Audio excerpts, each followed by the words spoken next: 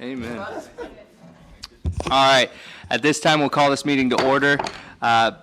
Today, we're having a different type of meeting. It's a workshop today, and in lieu of our City Commission meeting tonight, at the end, we will provide around 7 o'clock. I think if the discussion goes that long, we'll allow public comment on anything that you want to address the City Commission on tonight. So to start off, let's go ahead and call the roll. Val? Commissioner Penny? Here. Commissioner Curry? Here. Commissioner Daniel? Here. Commissioner Johnson? Here. Mayor Villa? Here. And now would you all please stand for an invocation and continue standing afterwards for the Pledge of Allegiance. Dear Heavenly Father, we come to you today to pray and ask for your blessings on this city, dear God. Dear Lord, please guide this commission and all of our decisions. Please keep the citizens first and foremost in our minds. Dear Lord, please lead us down the right path. Please bless our first responders. Please bless our great nation, our president who leads us, our governor, state of Florida, and the city of Holly Hill. In Jesus' name we pray. Amen. Amen. Pledge allegiance to the flag of the United States of America and to the republic for which it stands, one nation, under God, indivisible, with liberty and justice for all.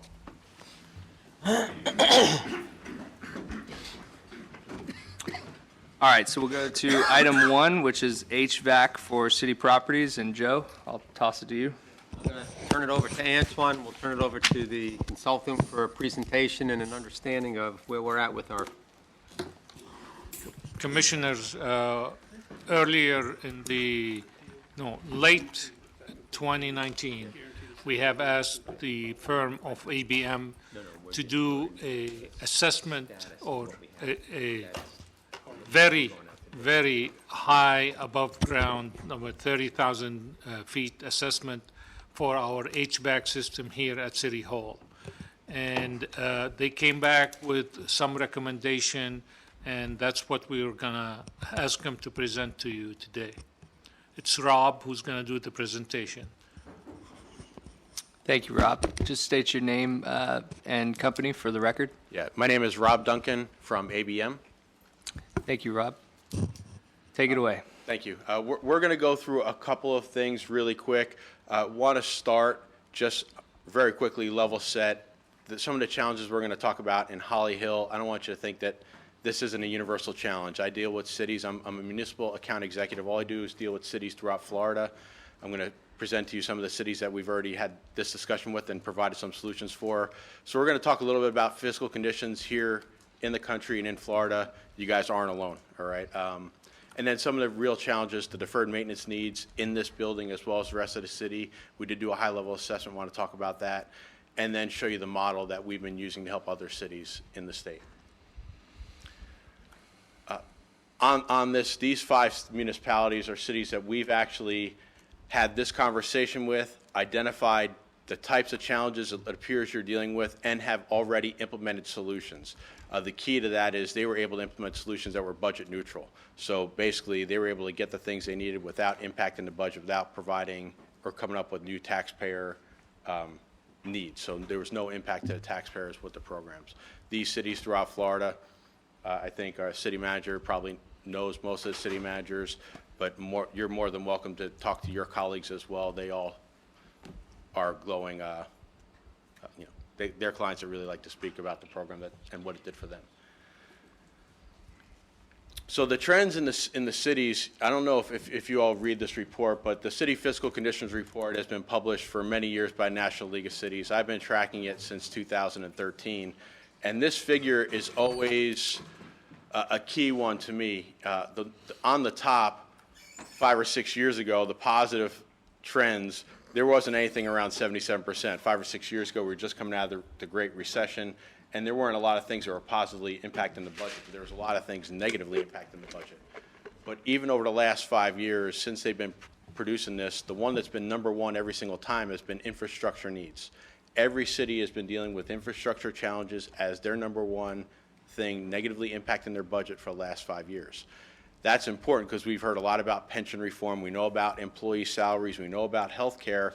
These are all challenges that all cities are dealing with, but the finance directors are saying over 50% now for the last 3 years that infrastructure needs are the most negatively impacting the budget. I put that out there because this is a universal challenge. We're going to talk about some infrastructure needs in Holly Hill.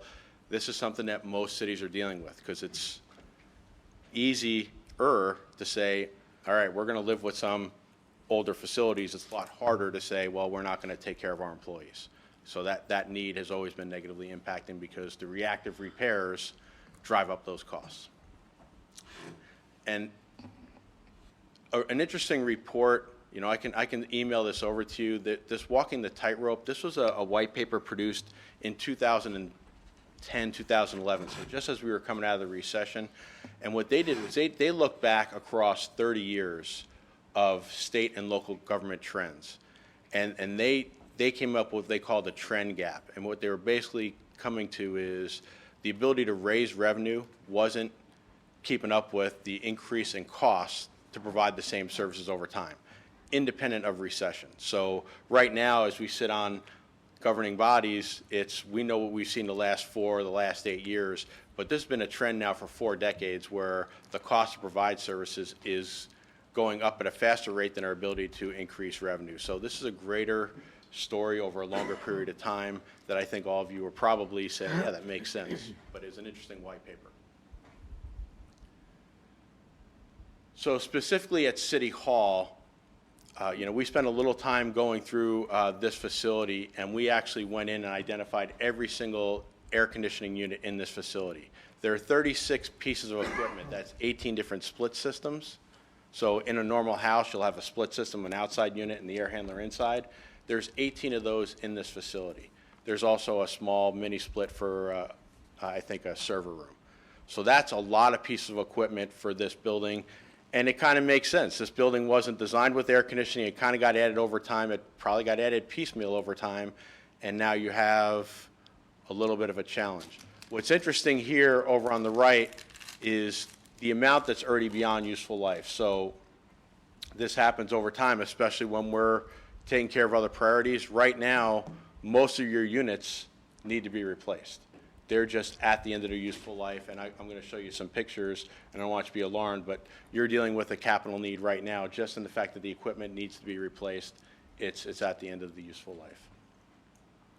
You can see, you know, really quickly how the pieces are kind of coming off on the fins on the outside. This happens when we're really close to the water, you know, and unit by unit, all the coils are really starting to degrade.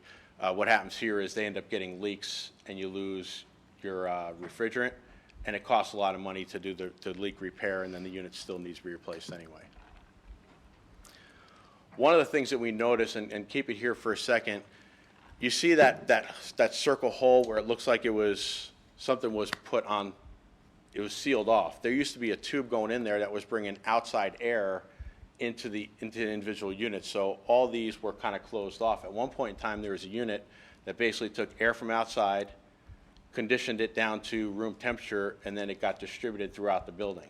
That's a code requirement, and that doesn't exist in this building anymore. So somewhere along the way, it got taken out, maybe because it wasn't cooling right, or they're having a hard time maintaining the temperature in the facility. But right now, there's nothing bringing in outside air into the facility. That's kind of a liability risk for the city that needs to be there. So you have, you know, that's a significant issue. I don't want to understate it. You can have, this is the type of things where you lead into other problems, and I'm going to show you how this, usually what happens is you bring in outside air, you create positive pressure in a building, so when people open the doors, the air goes out. Right now, because that's not there, when you open up the doors, the air comes in, and you're bringing outside air just straight into the building, because it's basically sucking the air from the outside. There's improper ducting throughout, and again, as it was piecemeal put together, that's probably why it's there. And then some of the things that have been done, and we had various discussions with staff on who's been coming in here doing the work. The way that some of the workmanship is just not up to par with what it should be. You know, there's proper supports to put in place, and just kind of using cinder blocks to hold things in place, that's not really appropriate. So what we came up with is, you know, just budgetary guidance. What would it take to just correct this facility if you wanted to keep this 18 split system type of configuration? it's not necessarily what we would recommend, but I wanted at least for you to know, okay, if I'm going to do a pay-as-I-go or just fix it but keep the existing situation, you have about $100,000 in just capital demand. If you're replacing 29 split systems or 29 units, it's about $100,000 in just replacement cost just doing that. There's various comfort conditions. Some rooms are cool while the others are hot, all having the same set point. Addressing that is fixing the ducting, fixing some control work. It's hard to really put a number on that without doing real engineering, so I gave you a range, 25 to 75,000. Same thing with the code corrections. Various things are just not done right. Addressing those will cost some money. And then the addition of the outside air unit, again, an engineer we'd have to really engineer what size it needs to be, what the demand is. But that kind of gives you a range of what it would take just to address this facility, about $300,000. If you can go back real quick. So if there's a $300,000 need just to use status quo and bring this building up, the question becomes, is that the most appropriate way to spend $300,000? There are other ways to cool this facility. There are, maybe instead of having these 18 split systems, consolidate and having 4 bigger ones with ducting going everywhere. Maybe it's a variable refrigerant flow type of system where you have a couple of, or maybe just one chiller, unit on the outside with various air handlers on the inside. There's always chilled water. That takes engineering to come out and actually do that type of an assessment. And we were going to discuss later what that would kind of look like, and maybe that's what we want to do instead of recommending $300,000 here. How much would that go to a more elegant solution for a facility this size? As long as the intention is to keep this building for a long period of time, I think it probably is. It may make sense to look at a solution that's going to be more sustainable over time. When you have 18 split systems, there's maintenance requirements on 18 of those, and that costs more than maintenance on one bigger unit. So, looking at the cost going forward, being financially stable, that's what that's what kind of gets me going. I'm an engineer, but I'm really more interested in the financial, wherewithal and being able to make financial impact over time. There are other things in this building that impact the air conditioning. There's actually really good air insulation, but in order to do work, some of it was removed and then just not put back. So now all that insulation doesn't do anything. If you have one spot that's open, you might as well have no insulation anywhere. So there's various areas where the insulation isn't quite right. And if you go to the next one, when you come through the front doors, you can see the space in between the doors. And we see this all over the place. So again, you're not alone, but in this building where there's no outside air creating that positive pressure, what's happening is there's actually a negative pressure in the building, and there's constant warm air coming into the building. That creates the hot spots throughout the facility. It can happen through the older windows as well. When they're not sealed up with the negative pressure, you're bringing in air from the wrong places. So right now you could be bringing it in from the ceiling, you bring it in through the doors, you're bringing it in through the windows. That's a significant challenge that could impact the quality of the environment inside the building. So again, there's a significant investment in the HVAC alone that's upcoming. If you do nothing, the air conditioners are going to fail, and you're going to have to bring somebody out, and you're either going to be spending a lot of money to fix an outdated air conditioner, or you're going to be doing reactive replacements of outdated air conditioning. It's one or the other, but it's going to happen, and that's going to be about a $100,000 bill one way or another. And then the other needs are there. The future savings opportunities, what I kind of touched on, if there's a way to set up the system better, we can reduce the maintenance costs, we can reduce the variability of having hot rooms and stuff like that, but we can also probably save a lot on the energy side.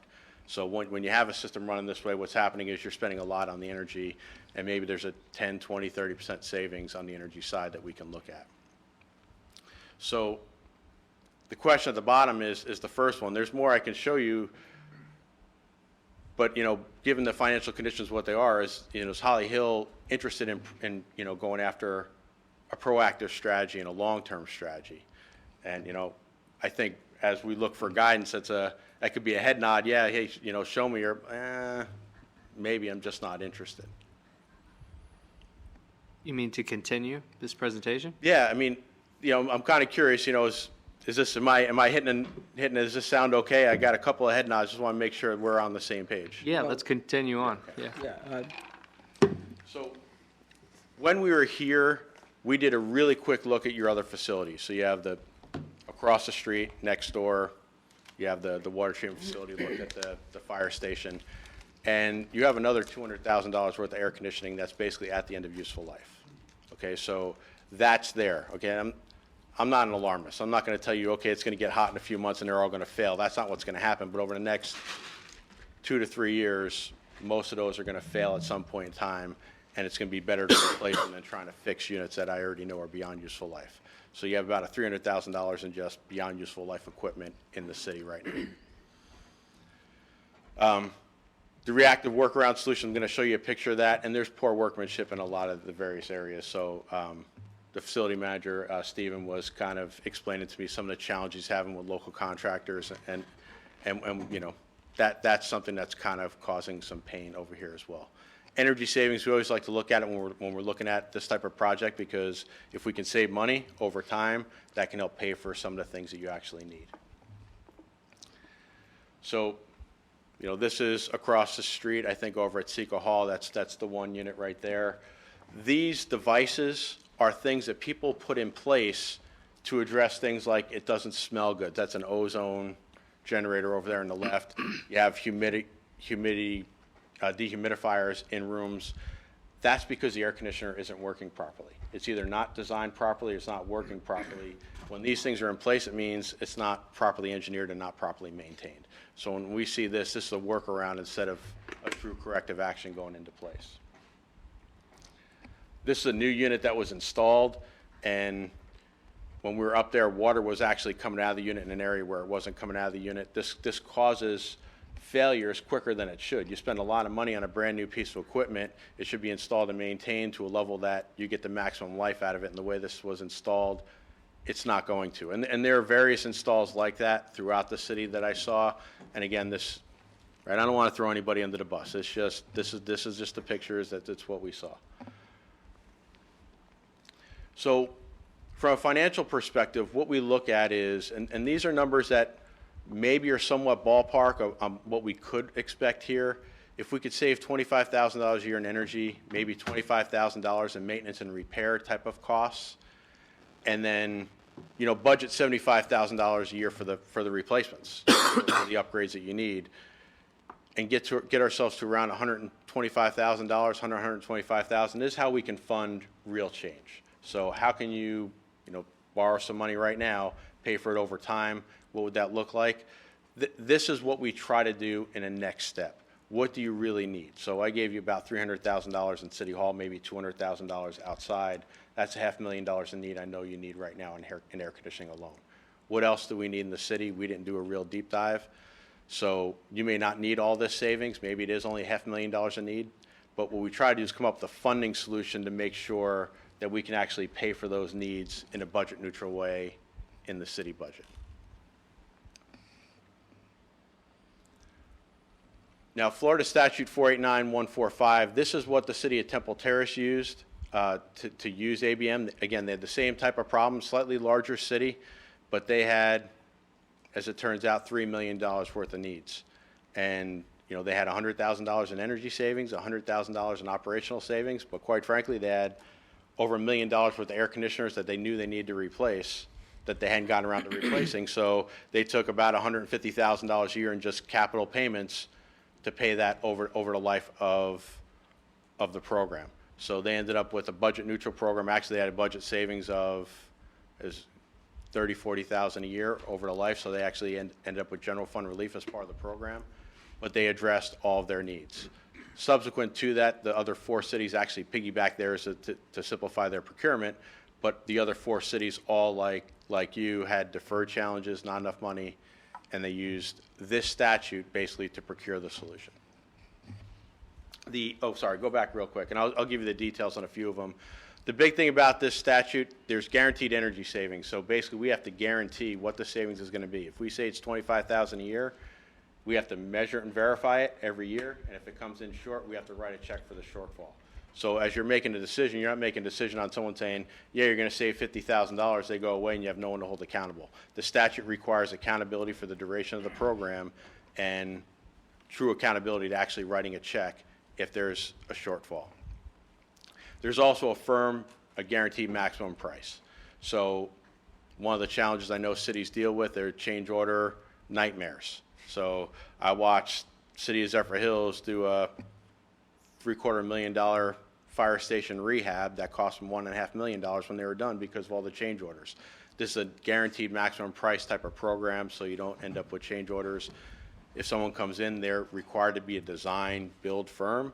They're the ones doing the design, they're the ones doing the build, they're the ones accountable if they miss something, okay?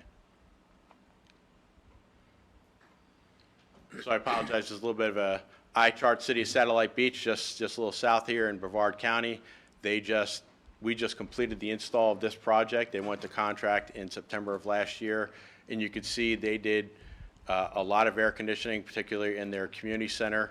They had a recent chiller failure, but they never replaced any of their inside units, 20-year-old units. They were all leaking, and it's a community center where all the residents were coming in, spending a lot of the time, where most of the kids spent their time. So they got a lot of air conditioning upgrades. They got a lot of other upgrades throughout the city, including at the retention pond. It's a brand new retention pond that they did, and they made a park around it. So they took a stormwater project and made it into a park, a multi-generational park with equipment and everything else. It was a great program. They spent a lot of time advertising it, but they ran out of money and they couldn't put lights in there. So it was great during the day, because everyone wants to hang out in the park and do exercise in the daytime in Florida, but at nighttime it was pitch black. So, we helped them. This program provided the funding to allow them to put solar power, battery backup, LED lighting out there. So basically, they didn't have to hook up the power. It runs dusk till dawn. It's sustainable. It's independent. And now it's all lit up, and people can use it at night. Go back real quick. So that was $1.4 million. They paid for it over 15 years on a program. Money got cheap. So last year they borrowed money at under 2.5%. It's like around 2.4. So at the time, the mayor was saying, it may cost us more money next year to replace some of this equipment than a 2.4% increase would be. So they were really interested in the fact that, with the interest rates being as low as they were, the cost of actually doing services next year was going to be more than what you're paying in interest. So that was a big motivator for them. They also got a couple other things from ABM, the guaranteed HVAC maintenance. We gave them a fixed price on what it is to do the maintenance and repair of all the air conditioning.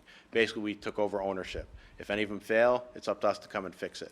So you don't have to worry about what's going to cost me this year, and that's the variability right now Holly Hill is dealing with. Last year, right, there was a spike in air conditioning costs because of all the failures. So we level set it, gave them a fixed price for the next 5 years so they know what they can count on, and a company as big as ABM will just come in and address all the problems. Lake Clark Shores, another town, they're down in Palm Beach County. We did a program for them in both their city hall and their police station. They also had some other needs that ABM helped take care of. They had some landscaping needs. They had 10 different contractors doing various work throughout the city. We consolidated that and saved them $10,000 a year. That savings helped pay them them pay for the program, and you can see over the life of the program, they're saving $1.3 million on a $915,000 program. So they were able to basically put $400,000 back in their general fund over a 15-year program. So that's the types of things that we try to accomplish. Every city and municipality is different, so it's customized to the municipality, but here's a couple of recent examples that really benefited from the program. So the direction, I think, when we look for direction and next steps, what we typically do is, I tell you the statute 489145, and that's right, and the staff can go and try to procure services this way. The question is, what are we trying to procure?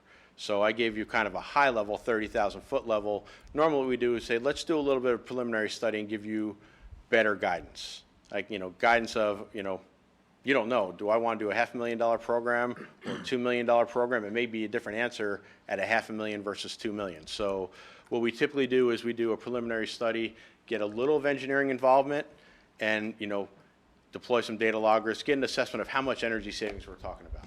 me swagging 25,000, that's not enough for me to make a decision. I wouldn't ask you to make a decision. But we can bring engineers in, get plus or minus 10% on the energy savings, plus or minus 10% on the type of total cost it would be.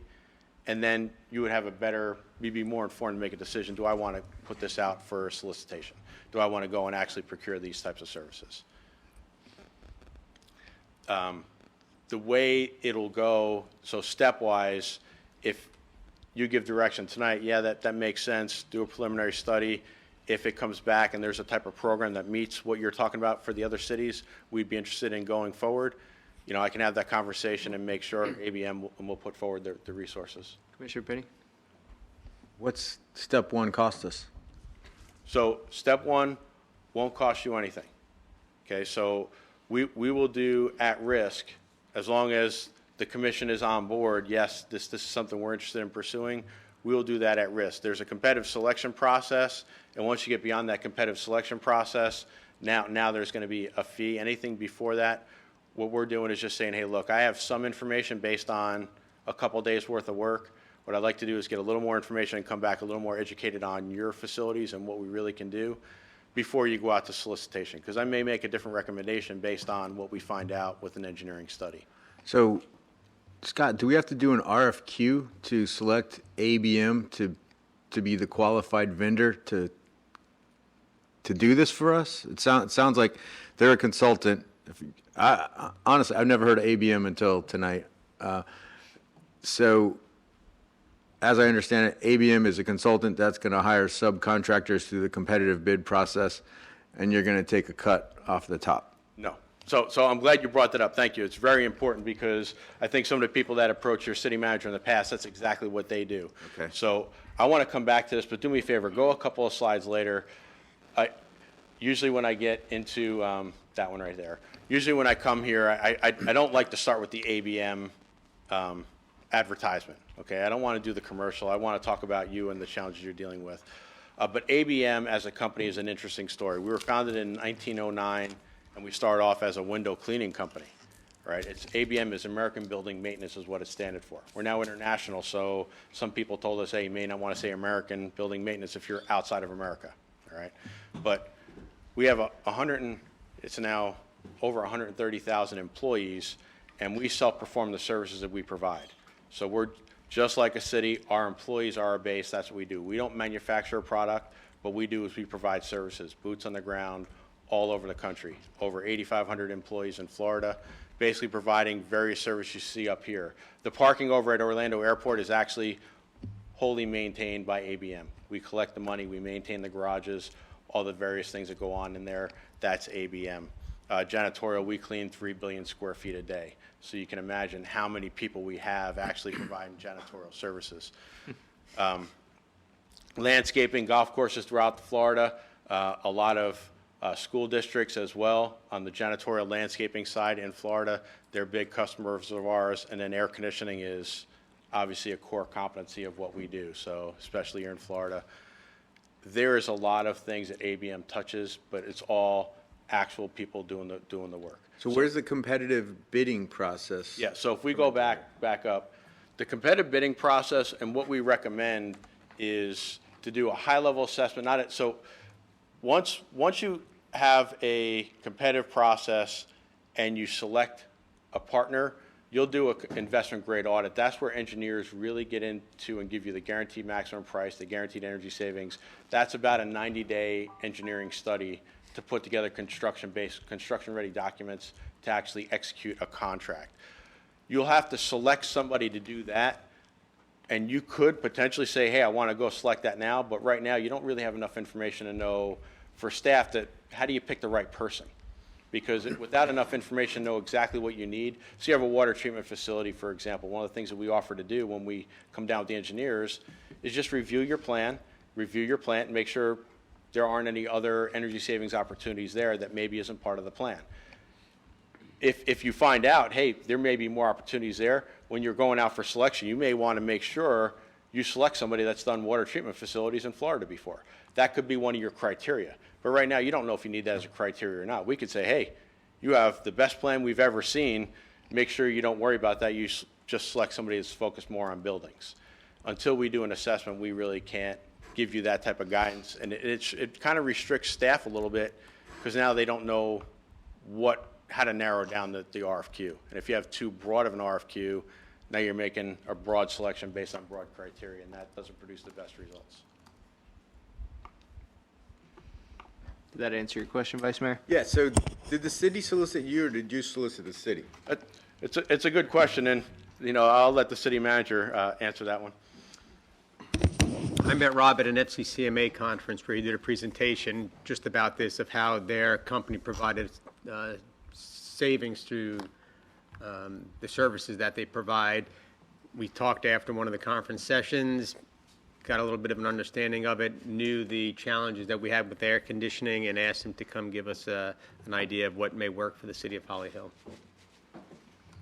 So I approached him after hearing a presentation at a conference of the work that he did with another city. Other than that, I hadn't met him prior to. So basically, my first assumption was wrong. Basically, you would do an analysis, provide us with the cost plus and minus. Then if we say go, you're going to engineer everything, give us a maximum energy cost, give us a maximum construction cost. Then you will install all the equipment on a certain time frame, and then if we chose to, you would maintain it over a contract. Correct. Now, anything like this, there's always specialty items. So if we come through here and find out that, let's say you need roofs replaced, we're not roofers. So we're always going to go do a full building assessment, and there could be some things you need that are not things we self-perform. I know windows are a challenge here, and I'm not saying you need to replace the windows, but we'll do an assessment and give you a formal understanding. And then you could say, yeah, that's something we want to do or not want to do. There are certain things that we don't self-perform. Air conditioning, we self-perform. Lighting, we self-perform. So there's a lot of things that we do self-perform, but if you do a construction type project, there's bound to be a few things that are subcontracted out. And so the savings going through a large company like ABM would be the economy of scales, that you can buy that Carrier air conditioner 20% less than DG Meyer, the local vendor down the road. Correct. That's where the savings becomes? Yeah, the savings comes from not only that, but the fact that we're going to come up with an energy savings program. So instead of just replacing something and working on expediency, we're going to replace something knowing that we have to guarantee the energy savings and probably guarantee the maintenance and operation savings. So we're going to take extra care to do some things that don't necessarily get done. One example, and I try not to get into technical details too much, but the units that are around the building that are shielded from the waterways, they're going to last longer because they're not getting exposed to the salt water. But the units that are on top of the roof, and you have across the street, Seco Hall, on top of the roof, they're getting direct air straight off the ocean. They end up going back. They end up starting to leak in 7-8 years. So what we do on those units is we make sure that they get coil coating on them. We won't install something up there without coil coating. When you're dealing with a local guy and you're saying, hey, I need this done for under 20 grand, that gets cut out. If we're trying to make sure we save over a 15-year program, we're going to make sure it gets done in such a way that you're not replacing any unit in 7 years when you can replace it in 15 for an additional $1,500. And is it typically the life of the HVA system is 15 years, so as soon as we complete one, we would go into phase two? So typical lifespan on HVAC for the country is going to be 15 or 20 years. Where you're sitting is not a typical place in the country. You're sitting in a place where air conditioning lasting 7 years could be a stretch. So what we'll do is make sure you have various things in place, whether it's coating, shielding, to try to get as much life out of them as possible. But the program won't replace every single piece of air conditioning in the city. You just replaced some last year. There's no reason to replace them again. But you also replaced some 5 years ago. If we did a guaranteed program on the maintenance side, we would say, yes, they're going to last for the next 5 years. We typically give a 5-year maintenance program and guarantee all the equipment will last an additional 5 years. So okay, 5 years I have a fixed price on my construction and on my maintenance and repair, and I know I have to get ready for this in year 5 and this in year 10. So at least you're proactively preparing the budget. Thank you. Thank you, Commissioner. Just a quick question. With the savings that we should see, for example, these windows, we know they leak. They're a challenge to change out because of the historic nature of the building. Will we Will we not meet our level of the expectation to seal the building, to meet that energy savings if we can't do things like that? So that'll be part of what we'll do in the preliminary study is get an initial assessment on that. So far, I haven't looked at the windows at all. So I really am not educated enough, but that's something that we would have to assess. So there's going to be guaranteed energy savings regardless of the windows. Even like the But- doors out front. Right. We have to take steps to seal those doors, otherwise we're failing to, No, so what we would do for the guaranteed energy savings is we would guarantee based on the things that we're actually going to do. So we would seal the doors. Okay, the biggest thing on this facility, believe it or not, I think is going to be that outside air unit getting positive pressure in the building. Because right now, if we had a little bit of positive pressure, you're not worried about outside air coming through the windows as much, okay, in the front door. So the positive pressure as well as sealing up the doors will have a big impact. The windows, the bigger impact is the sun shining on the windows and the single pane and everything else. So we would look at that. But again, because of the historical building, because that could be a very expensive project in itself. I mean, I don't want to guess, but that could be $500,000 to $1 million just doing windows in this building to meet the historical guidelines. I don't want to guess, but we'll look at that as part of the preliminary study. We're not, that one I may say maybe won't be plus or minus 10%, but I'll give you a ballpark, and then you'll know, okay, as part of the investment grade audit, we're going to be willing to invest $100,000 a year to replace the windows. Maybe not, right? But at least you'll be able to have that type of discussion and be prepared. Thank you. John, to kind of go back to your question, Yeah. what the statute says is, I'll just read it verbatim, a guaranteed energy, water, and wastewater performance savings contractor must be selected in compliance with Florida Statute 287.055, which is the Consultants Competitive Negotiation Act. Except that if fewer than 3 firms are qualified to perform the required services, the requirement for agency selection of 3 firms, as provided in Florida Statute 287.0554B, and the bid requirements of 287.057 do not apply. Now, what I don't know is, I don't know who is the guaranteed energy, water, and wastewater performance service contractor. I don't know if it's this company. If it is, and that's what we do, then by law, we're required to select them through the consultant's competitive negotiation. Unless there's less than 3 of those Unless such there's less companies. than 3, then we still have to go through the consultant process, but we don't have to have 3 firms, and the bid requirements don't apply. This is what the So how many other companies like you are there? There's, in the country, just over 20, 22, 24. NIASCO, National Association of Energy Savings Companies, NIASCO.org has a listing of all the qualified firms. Yeah. There's a few. So do we have to put this out there for bid before you waste your time doing the initial analysis, or are you confident in your findings? Our recommendation is to do a preliminary study. This is a public meeting, and everything we do is public record. So to go, again, back to helping staff, to do a competitive selection without enough information, it becomes really challenging to pick who's the right contractor. Because if you get into, if after we come back with a preliminary study, you say, you know what, it turns out we decided we really care about not just the air conditioning in this facility and doing it the right way, but we also want to address the windows in this facility, you may be selecting you may, in your qualification criteria, decide, I want to make sure somebody's done windows on a historic building before. If that's not a need, that may not be part of your selection criteria. So if you're going to a competitive process right now, you don't know whether or not to include it, and you may prioritize, and it turns out it's not something you end up doing. And now you have somebody that maybe isn't the right partner for you. So that's why we recommend doing the preliminary study. You certainly can. Some people go right to it. It just becomes. I don't think that's the answer to the question he was asking, or my question. There's a whole, it's outlined, there's a process for the review and all that other stuff, but what I just read says for us to select a guaranteed energy, water, and wastewater performance savings contractor. Is that you? Yeah, we will compete for it if it goes out for bid, absolutely. So what you're saying is it seems that we go out for bid, select a contractor like you, that you do, and then you go forward and do the analysis that you're talking about. But it sounds to me, Scott, he's going to do his company's going to do the analysis without a guarantee of the contract to help us prepare the scope of the RFQ. Right. To then bid it out, and hopefully his company will win that RFQ. Is that correct? That's correct. And Scott, if you look at, Let me just go through the statute. Please. No, It's kind of the governing thing here. It says, an agency may enter into a guaranteed energy, water, wastewater performance savings contract with a guaranteed energy, water, wastewater performance savings contractor to reduce energy and wastewater consumption.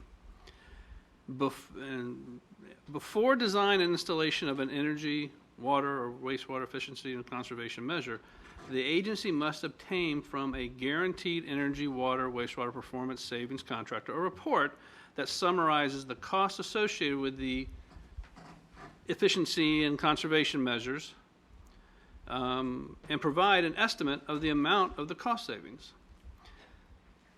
correct. So, Yes. so that's the report you're talking about doing? Up there, you see investment grade audit. That's the investment grade audit. So the investment grade audit is what gets done after the competitive selection.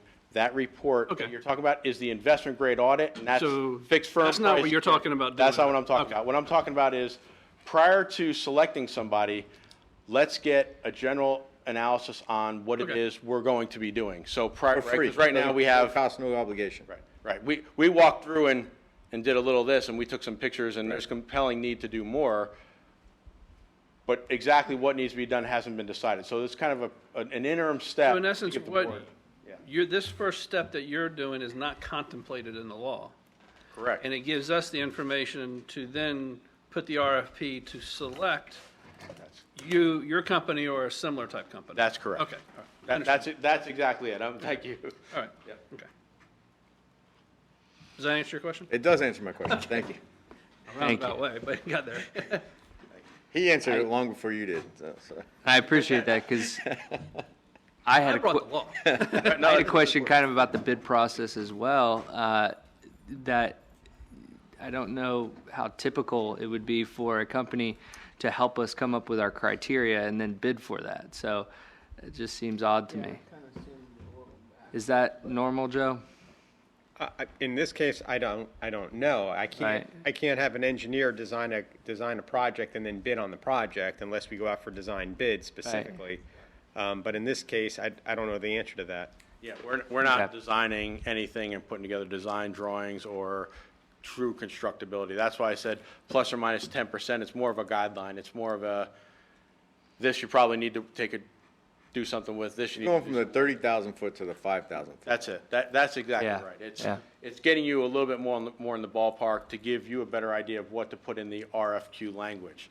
So it is. If we were to come back with, here's exactly what you need, and, We would take that and give it to someone else and beat you over the head with it. that's right. That's probably what would happen. So, Just See, here- that's right. Here's the thing that we got to try to get direction at the end of this conversation is, do we want ABM to go through that process because we're going to go out and seek to bid this, or do we not want to do that? I don't want to go through the process of having ABM put more time into this to say, you know Right. what, we're not going to do it. Well- Personally, go ahead. I'm sorry.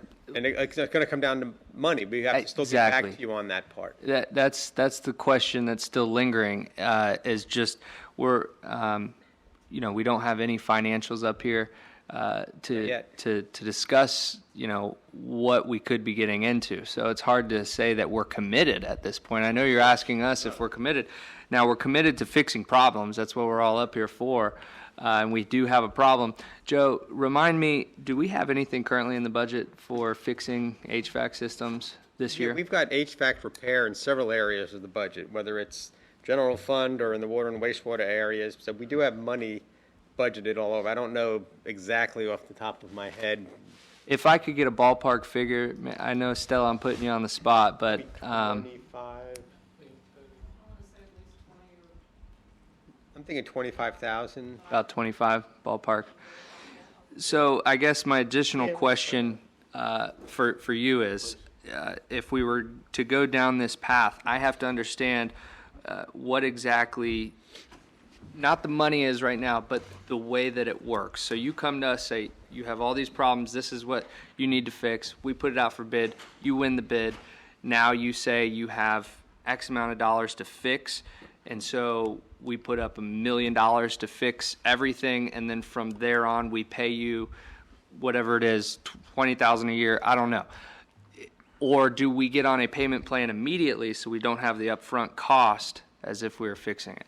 Okay, so there are various ways in which you can implement it. Now, most cities in the situation where you're in, where you don't have the ability to write a check for $1 million, it'll be a finance program.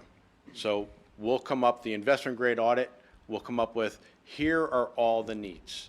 And then we'll co-author with the city, okay, if we have enough savings to pay for all the needs, you'll probably do all of them. But if we don't have enough savings to fund all the needs, you're going to have to prioritize, here are the ones that are more important than the rest.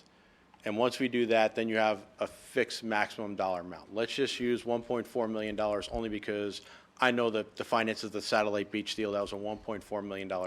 Okay. They had $1.4 million in construction costs to implement the changes they needed. They only had $14,000 a year in energy savings. $14,000 over 15 years is not funding $1.4 million, okay? It's just simple math. You know it doesn't work that way. They did have, though, over $20,000 in operation, repair, and maintenance savings. That went another portion, but that's still only around $35,000. So they had a big gap. There's about $100,000 a year gap in capital costs. They had a roof that needed to be replaced, actually 3, and it was $600,000 worth of roofs. That was already in their 5-year CIP anyway. So if you think about it, what they did was they took $100,000 a year for the first 5 years. They already had a $600,000 CIP need. They actually spent less just contemplating the roofs. They also had air conditioning in their 5-year CIP that they were able to kind of now extend out. So they ended up with less CIP spend over a 5-year period. As a matter of fact, over the first like 7 or 8 years to get all the things done immediately.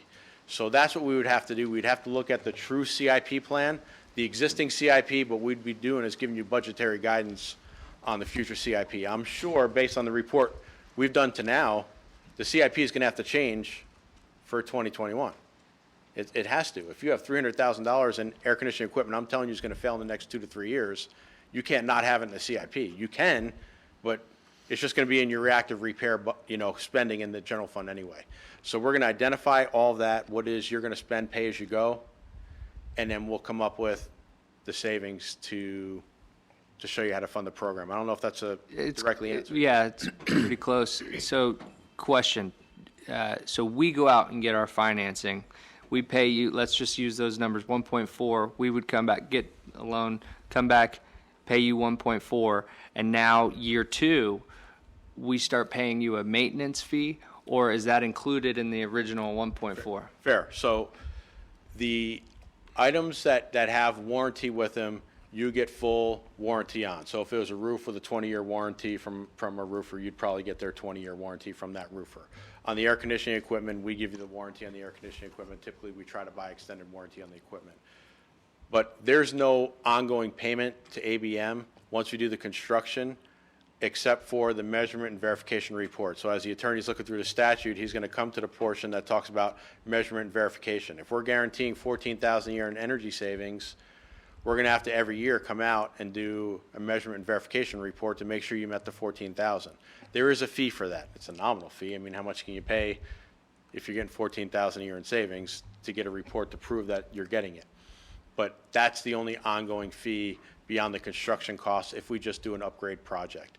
We offer the ongoing HVAC repair and maintenance, just like we would offer, if you wanted it, janitorial services and landscaping. We're a service provider. We can offer whatever services that you and staff ask us to offer, but the only one, if you did the building upgrade, would be that $1.4 million the one time, and then the measurement and verification cost until you decide to cancel the report. Okay. So- Yeah, Commissioner Daniel. The warranty is standard 1 year, 5 years, things like that, or is it? Yes, and again, part of as we co-author a program, as we, if we're the one that's doing the investment grade audit, we'll start having that detailed conversation with your team.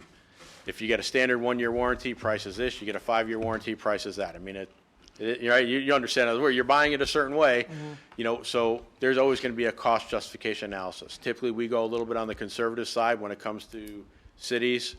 We understand what happens, right? All somewhere in year 2, year 3, year 4 before we know it. So we try to get most of the time the 5-year warranties on air conditioning equipment whenever it's viable. Vice Mayor? I thought I heard you say something one way, and then I thought I heard you say it the other way. So we hire you, put all the equipment in, and Joe's office is hot next Tuesday. You maintain it? Do we call our local contractor? Who fixes it? Even after the 5-year extended warranty, let's say, it's year 7, who fixes it? Okay, so our preferred situation is always going to be your long-term partner. So with all the cities that we've done business with, they've all signed not only this contract to do the upgrade, but a 5-year HVAC, guaranteed HVAC. I think that's what the mayor was getting at. Yeah, so that is what gives you that budget certainty. So if we're doing all the maintenance as part of that guaranteed program, we're also going to guarantee the equipment doesn't fail, and if it fails, it's on our dime to fix it.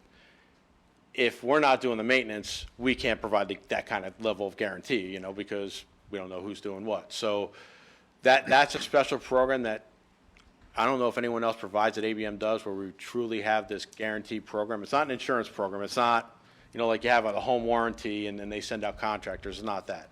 We send our own people out. We maintain the equipment. And what we do there is we predict. So if we took a piece of equipment that's 5 years old and we're going to guarantee it for another 5 years, we're going to do different things on that piece of equipment every year. We're probably going to be changing the contactors every year, right? Everyone changes the belt, everyone changes filters. We're going to be changing contactors proactively because we don't want to get the call at 4 o'clock in the afternoon that's hot and come all the way out here and it's a $20 part, $50 part. So we're going to replace those on our annual PMs every single year. That's what we do in the guaranteed program that's different. The accountability is on us for the failures, so we predictively replace parts that we know are going to fail at some point in time. And that's a 5-year contract? Is it renewable? It can be structured any way you deem fit, and that's part of. Because the first 5 years, nothing should break. It's brand new. Typically, it's going to be covered. The newer equipment, but we'll give Right. you that guarantee on the equipment we don't replace. So, for example, we talked about on this facility, if you just did like for like, which won't be our recommendation, but it's your prerogative. If you did like for like, you have 18 split systems here. I think you would have to replace 13, but there's 5 that you wouldn't. We would guarantee those as well. And one could be 5 or 6 years old. We're going to guarantee it for 5 years. That's not the new one, right? So, and it's the same thing across the street. On top of the building across the street, 2 of those units are a few years old. We're going to guarantee those, even though they're on the roof, they don't have the coil coating or anything else we would recommend. We're still going to guarantee them for 5 years. So then do you have employees here in the area, Holly Hill, Daytona, Ormond? I haven't seen any trucks or anything. That's why I ask. We do, and once you see the logo, you're going to be surprised how Right. far and vast you do see it. It's like the tree that you never realized was on your street till it was cut down. That's right. We will if we come back again, you decide to go forward, we come back again, I'll prepare for you. Here's what we have in the county, and we'll show you what we have and where we have it. The air conditioning branch office is in Sanford. Mr. Gary and I just drove over here from there, and it was a 30-minute drive. So, that's our Primarily where your guys would be out of, Sanford? no. Okay. Because our branch office is there, but we pretty much around the branch offices have a 2-hour radius in which we cover out our branch office, and we hire technicians, quite frankly, spread throughout the area. We don't want them all in one area because then they're driving with the truck 2 hours to get to some place. So typically we have people all throughout the area. But again, it's a little bit of a changeover business, so I don't have the exact number of who's here right now, but I can figure Because it out. what I'm getting at is air conditioning is one of those things that you come to work and on a 100-degree day and you don't have it. We don't want to have to call Orlando and have to wait a week to get your guys here. You bet. On all of our agreements, there's what we call a P1 type of failure, priority 1, and priority 2 type of failure. Hey, Joe's office and finance's office. I noticed a drip over by this air conditioner. It's working. Right. You send somebody out here, that's a priority 2, 24-hour response time. It's still 24 hours, okay? But that's a priority 2. It's still 24 hours on that guaranteed contract. Our priority 1 is typically 4 hours. We've given some less. It costs a little bit more to give less, okay? We got, right, let's be fair. So usually 4 hours is enough for most of our customers. Yep, 4 hours is fine. If I call you at 8 o'clock in the morning, you'll be here by noon. I call you at noon, you'll be here by 4. But it's a 24/7. The one different thing with ABM, we're not a local contractor. We're 24/7. Right. You call us at 2 o'clock in the morning because we got a problem in the police station. It's a priority 1. We're going to be there that night before Right. people show up in the morning. That's what we do. So we'll get to the direction part that we're going to say first, but first I just want to make sure any of the commissioners, first off, you know exactly what we're talking about here, dealing with, and then secondly, that you get any questions that off the top of your head out now. And I know, Vice Mayor, you were biting at the bit. Were you going to ask No, another I just question? was going to say that, I don't believe it's unique to our city, but over the past 120 years, we build things and don't have a plan to maintain them. Thanks through Joe's leadership and our finance department, we've begun to prioritize fleet maintenance. We've had a big bite at the apple with the SCADA system. We came up with a very creative way to take care of that, roads. I think a consultant come and telling me almost 80% of our air conditioners are going to fail. If it broke today, not a big deal. If they all go in August, we're going to have to be reactive. And based on, if I didn't know this, I'd just say, let's sit tight and fix them as they come. But I think we have nothing to lose by giving this company direction to analyze. We'll get more information. None of us is going to commit 100% tonight, but Right. we get more information. It costs us nothing. And we need to plan to replace these things once they're in place. If Scott was here, he'd be chomping at the bit. Yeah, my computers are 12 years old. Air conditioners are 20 years old. So I for one, think we should move forward and give staff direction to ask them to go to the next step. And I agree with you, Vice Mayor. But also, too, if there's any questions now, I want you guys to get it out now and understand kind of what's happening here. Do you have any questions? I don't have any questions, but I would like to say that I find us taking measures that we have in the past on different areas that you mentioned, Commissioner Penny, to try to upgrade, repair, get on a maintenance plan, things of that nature, is what we need to continue doing, because unfortunately, people of our past just kept kicking the can down the road, as we've said many times. And I like to plan. I like to know what's happening. I like to know what's going to happen in the future, what we can expect. And there's no cost for a preliminary study. So I see no reason why we shouldn't go that route. I'm a big believer in air conditioning because I always feel like it's not an expense, it's an investment. So, I mean, at some point, so appreciate you giving us, I feel the same way. What we got to lose, right? Commissioner Johnson? I don't use air conditioning a lot, I stay out mostly, but I'm always proactive on the way things work, and I know that we're in a high maintenance area for anything, for the elements. We're not like we're in Nevada or Arizona or somewhere where they last forever, but I like the maintenance plan, which I have myself for them, because then you have the peace of mind. Even when I buy a vehicle, I'll pay like $2,000 extra just to get the extended warranty, so I don't have to bother with it for 60,000 miles or so, you know what I mean? So that's the way to do it. And then if you don't have the funding to do it, you know it's gonna last 15 years, 20 years. If you have the certain years that you can do low interest financing, that's the time to do it, and plan that out to where you finance it out till the time of the lifespan of it pretty much, and then you kind of figure you got to start over.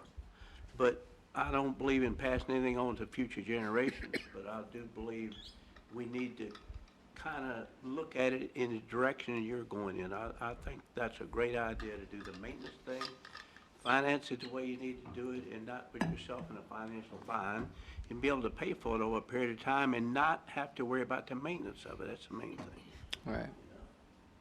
So Joe, I think you have your direction to kind of work with them to move forward on this, since it's no cost. Get us more information unless you have something more to add before we move on. Just to answer your question, we have 43,000 budgeted this year for HVAC replacement and repairs. Thank you, Stella. Thank you. Thank What you. did we spend last year, do you know? Yeah, by the way, last year we overspent our budgets on replacement. I don't know what the budget number was for last year, but Yeah. we had the big, the unit up here that was unexpected. Right. We But got we- a brand new roof, so. But we can have all of those numbers when more information comes back to us, so we can make a better educated decision. But for now, we thank you very much for investing your time into our city and trying to help us out here. So we appreciate it. And Thank you. thank you very much. Feel free to leave if you don't want to hear everything else. So, yep. All right, and with that, now we will move on to the mobile food truck ordinance. Joe, would you like to spearhead it? No, but I will. So we left off at the last meeting with some more discussion, and I thought before we come back with any more changes, we'd go ahead and have a little bit more of an open discussion at a work session rather than the meeting. We left off at the tail end of the last meeting. It ended with something along the lines of, well, maybe we'll go to allow for 2 days a week. And I think Commissioner Danio kind of thought that might work, but there was still too much conversation going on, so take care, guys. So we decided that we'll go ahead and just table it to what'll be our next meeting in March. So just kind of want to pick up where we left off at the last meeting and get some more ideas as to what you might want or not want to see in that ordinance. There are a couple of options that we've talked about. One is the do-nothing option, meaning keep it the way it is, which is 1 day a week per site, and that site needs to get a permit in addition to the vendor getting a permit. The other is increasing the number of nights or number of days that allows the vendor to be on a property to 2. The other option was opening it up to where we had it, where there was unlimited number of times they could be on a property. Another option is the deregulate everything and let competition be what it may. So I'll let you all kind of talk about that, but I also want to bring to your attention today that I did get a conversation, and unfortunately Commissioner Penny is not here. Hurry. Mr. Penny Curry is not here at the moment, that I got a call from Pastor Varga, who, There you go. there she is. He just called you Commissioner Penny, by the way. He corrected it. I did get a call from Pastor Varga that the former Schrumer's restaurant that we had talked about, and I think I even spoke to a gentleman in the audience about it, is under contract for another person to invest in the city in a brick and mortar facility for a taco shop. So I thought that was rather unique. I thought it was you, until I found out it's not you. It's somebody else who wants to invest in building and rehabbing that place into a taco shop. So you have to be, I think you need to be aware of that, and you need to know that that's somebody investing in the city that he is for it, because this particular person is not only going to rent the Schrumer's place, but he's buying the other property that the pastor has down the street, which is used to be the old little Italian restaurant and the house behind it. They're purchasing that cash, and then they're leasing the Schrumer's place for the business. Sounds like he's investing in our city, which is what we want. So I want to throw that out there, and just, I guess at this point, nothing is off the table. Everything is worth a discussion. And the beauty is that we're not going to have a motion and 25 amendments, so we can talk about this pretty openly, guys. So feel free to jump in. I apologize for having to slip out real quick, but You're going to say, what'd you say? were you saying that because you had a complaint about the food trucks from the person that's purchasing, or were you just giving us that I'm information? just giving you that information because it came to me. It was a matter of irony or coincidence or whatever, but I actually spoke with Jose, made the mistake of calling him Juan. I actually spoke with Jose last week and said, hey, if you want to invest in a property, take a look at this. And he seemed interested, and then I got a call from Pastor Varga saying, hey, I've got somebody interested, and I thought, oh, good. That was a worked. talk. And then I find out that it's not the same person. Wow. So somebody else came in, and this other person actually lives somewhere around here near the fire station, I'm told. I don't know the name of the person. But all I know is he's a former taco restaurant person that's now doing construction that wants to get back into the taco restaurant business. So he's got a couple of hoops to jump through, which is, getting a state licensing, et cetera. So it's nothing that's going to happen tomorrow, but they're in the process of refurbishing Schrumer's. If you drive by, you see they're doing work on it already. So I think part of your being informed and making decisions, you need to know that as well. Right. And I appreciate them wanting to invest in our city as well.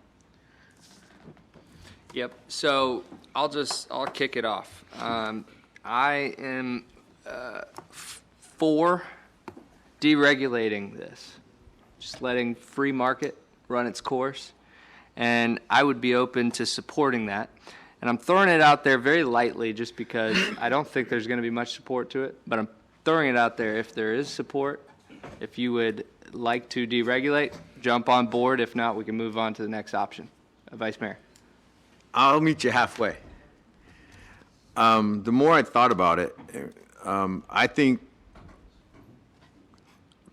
our rules that we define food trucks, I think what we're really trying to address here are food trucks or food trailers.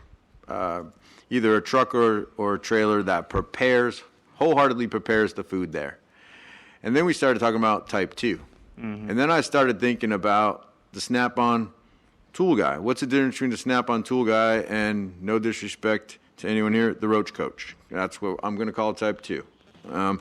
What's the difference between the Swans guy that drives around your neighborhood with frozen? And what's the difference between the guy that has the extra cow in the back of his truck that your neighbor was supposed to buy, but he knocks on your door because your neighbor's not home? What's the difference between the ice cream truck? I think we addressed ice cream trucks, that we're not going to regulate ice cream trucks. I don't think we should regulate any of the type 2. I think we should just address the trucks or the trailers that prepare food. Like a kitchen. Like a kitchen. Like a mobile kitchen is what I would call it. Yeah. And I would like to throw that out there. That's, well, when you think of food trucks, that's what you think of. So right, but we got caught up in our own definitions. Right, you're right.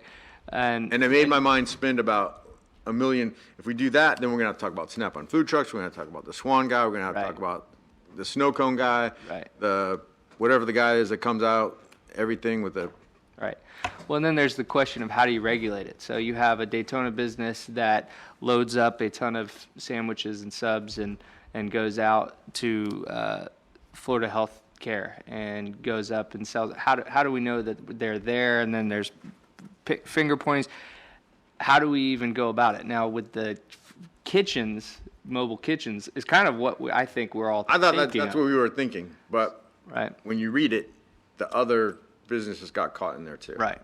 And we exempt, We exempt ice cream trucks. ice cream trucks and Which is class what, 3 or something? Class, yeah, yeah. 3. Right, Brian? Yeah. Hey Val, can you open up the previous meeting's agenda? Previous meeting's Ice cream agenda, trucks. Class 3. that we can open that. But then it's like, where does that Swans guy fit in? Is he an ice cream truck or is? He's a class 2. Yep. Yeah. I would just like to throw out there something I already stated before. Oh, yeah, okay. I think I received an email from the gentleman from the pizza shop. I think we all did. What was that? Little Caesars? Caesars. Yeah. And I have to reiterate, after receiving that email, we're talking about apples and oranges. Because a food truck is something that one of our businesses, his complaint was they don't pay taxes like a brick and mortar does.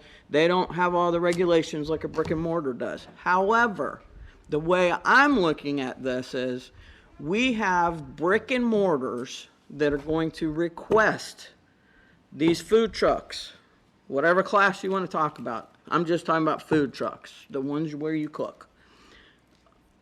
They're requesting those to be an accessory part of their business for that 2 hours, 4 hours, whatever time frame they're requesting them.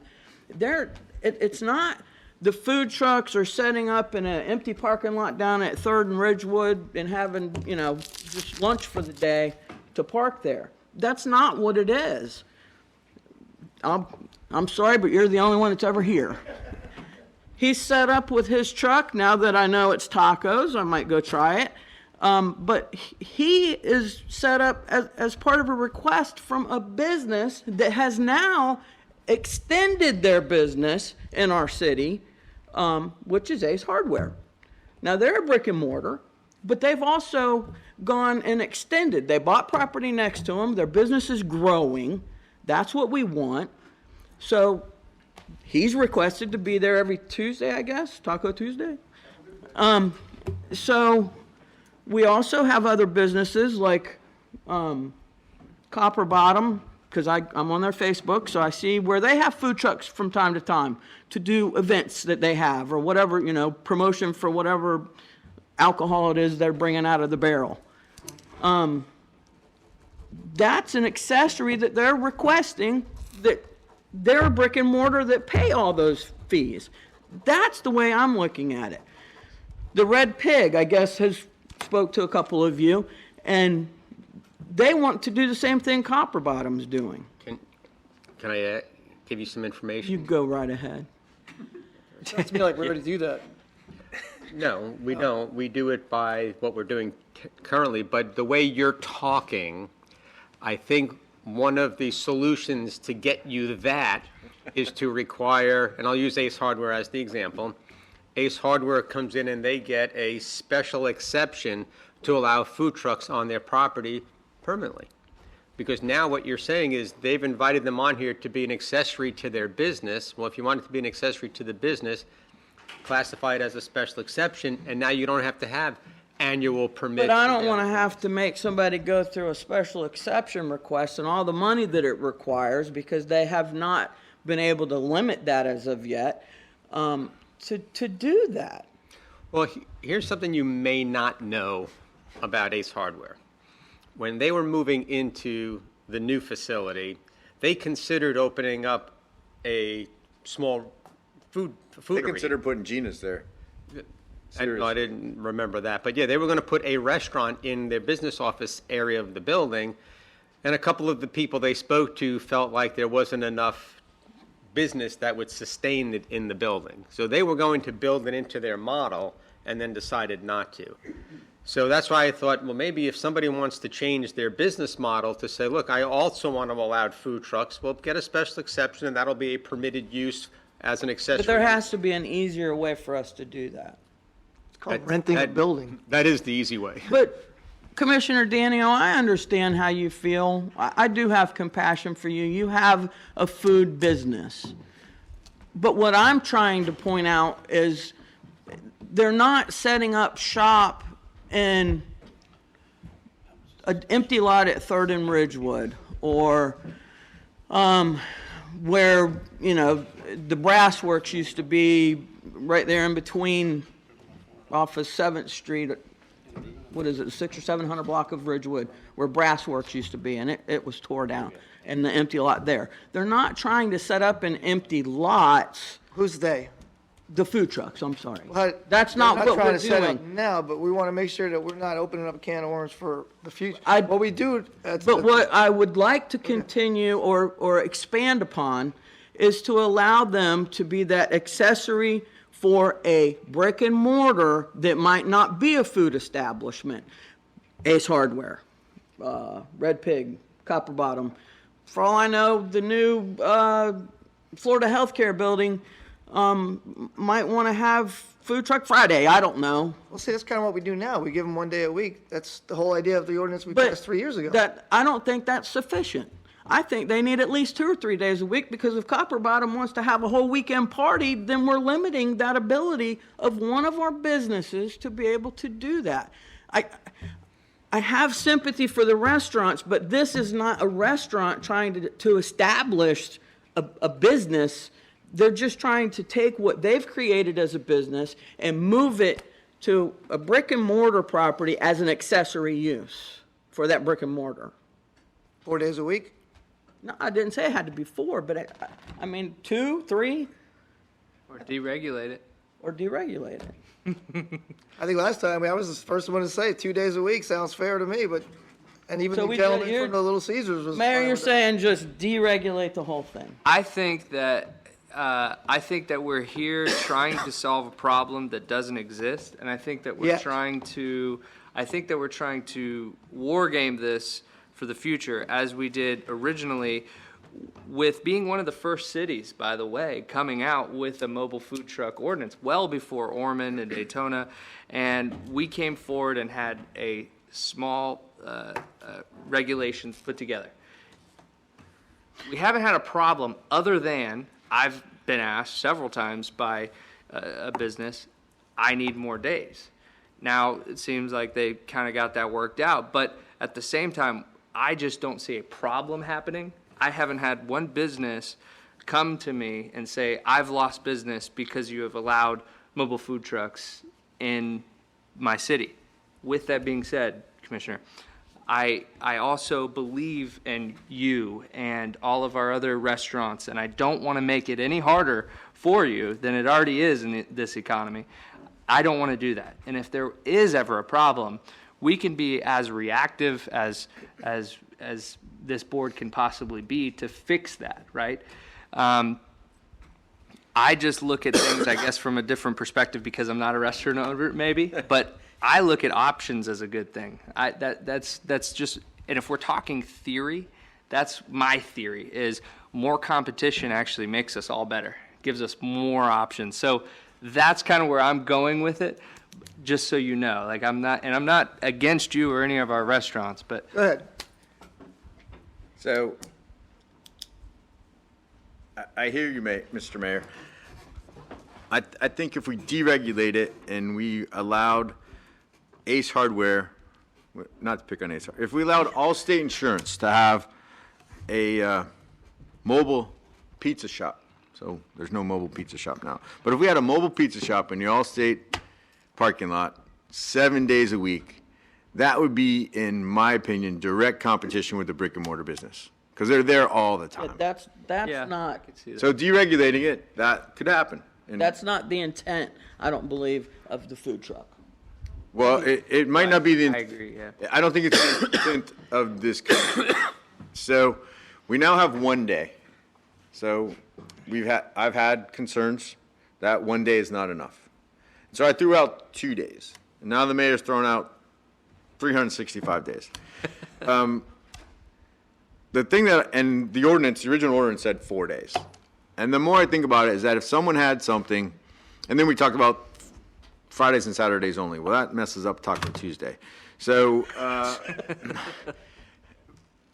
I think a reasonable compromise, and I'm always the guy that looks at if everyone goes away a little bit angry or a little bit happy, I think 3 days. You have a Friday, Saturday, and Sunday, or you have I agree. a Monday, Wednesday, Friday.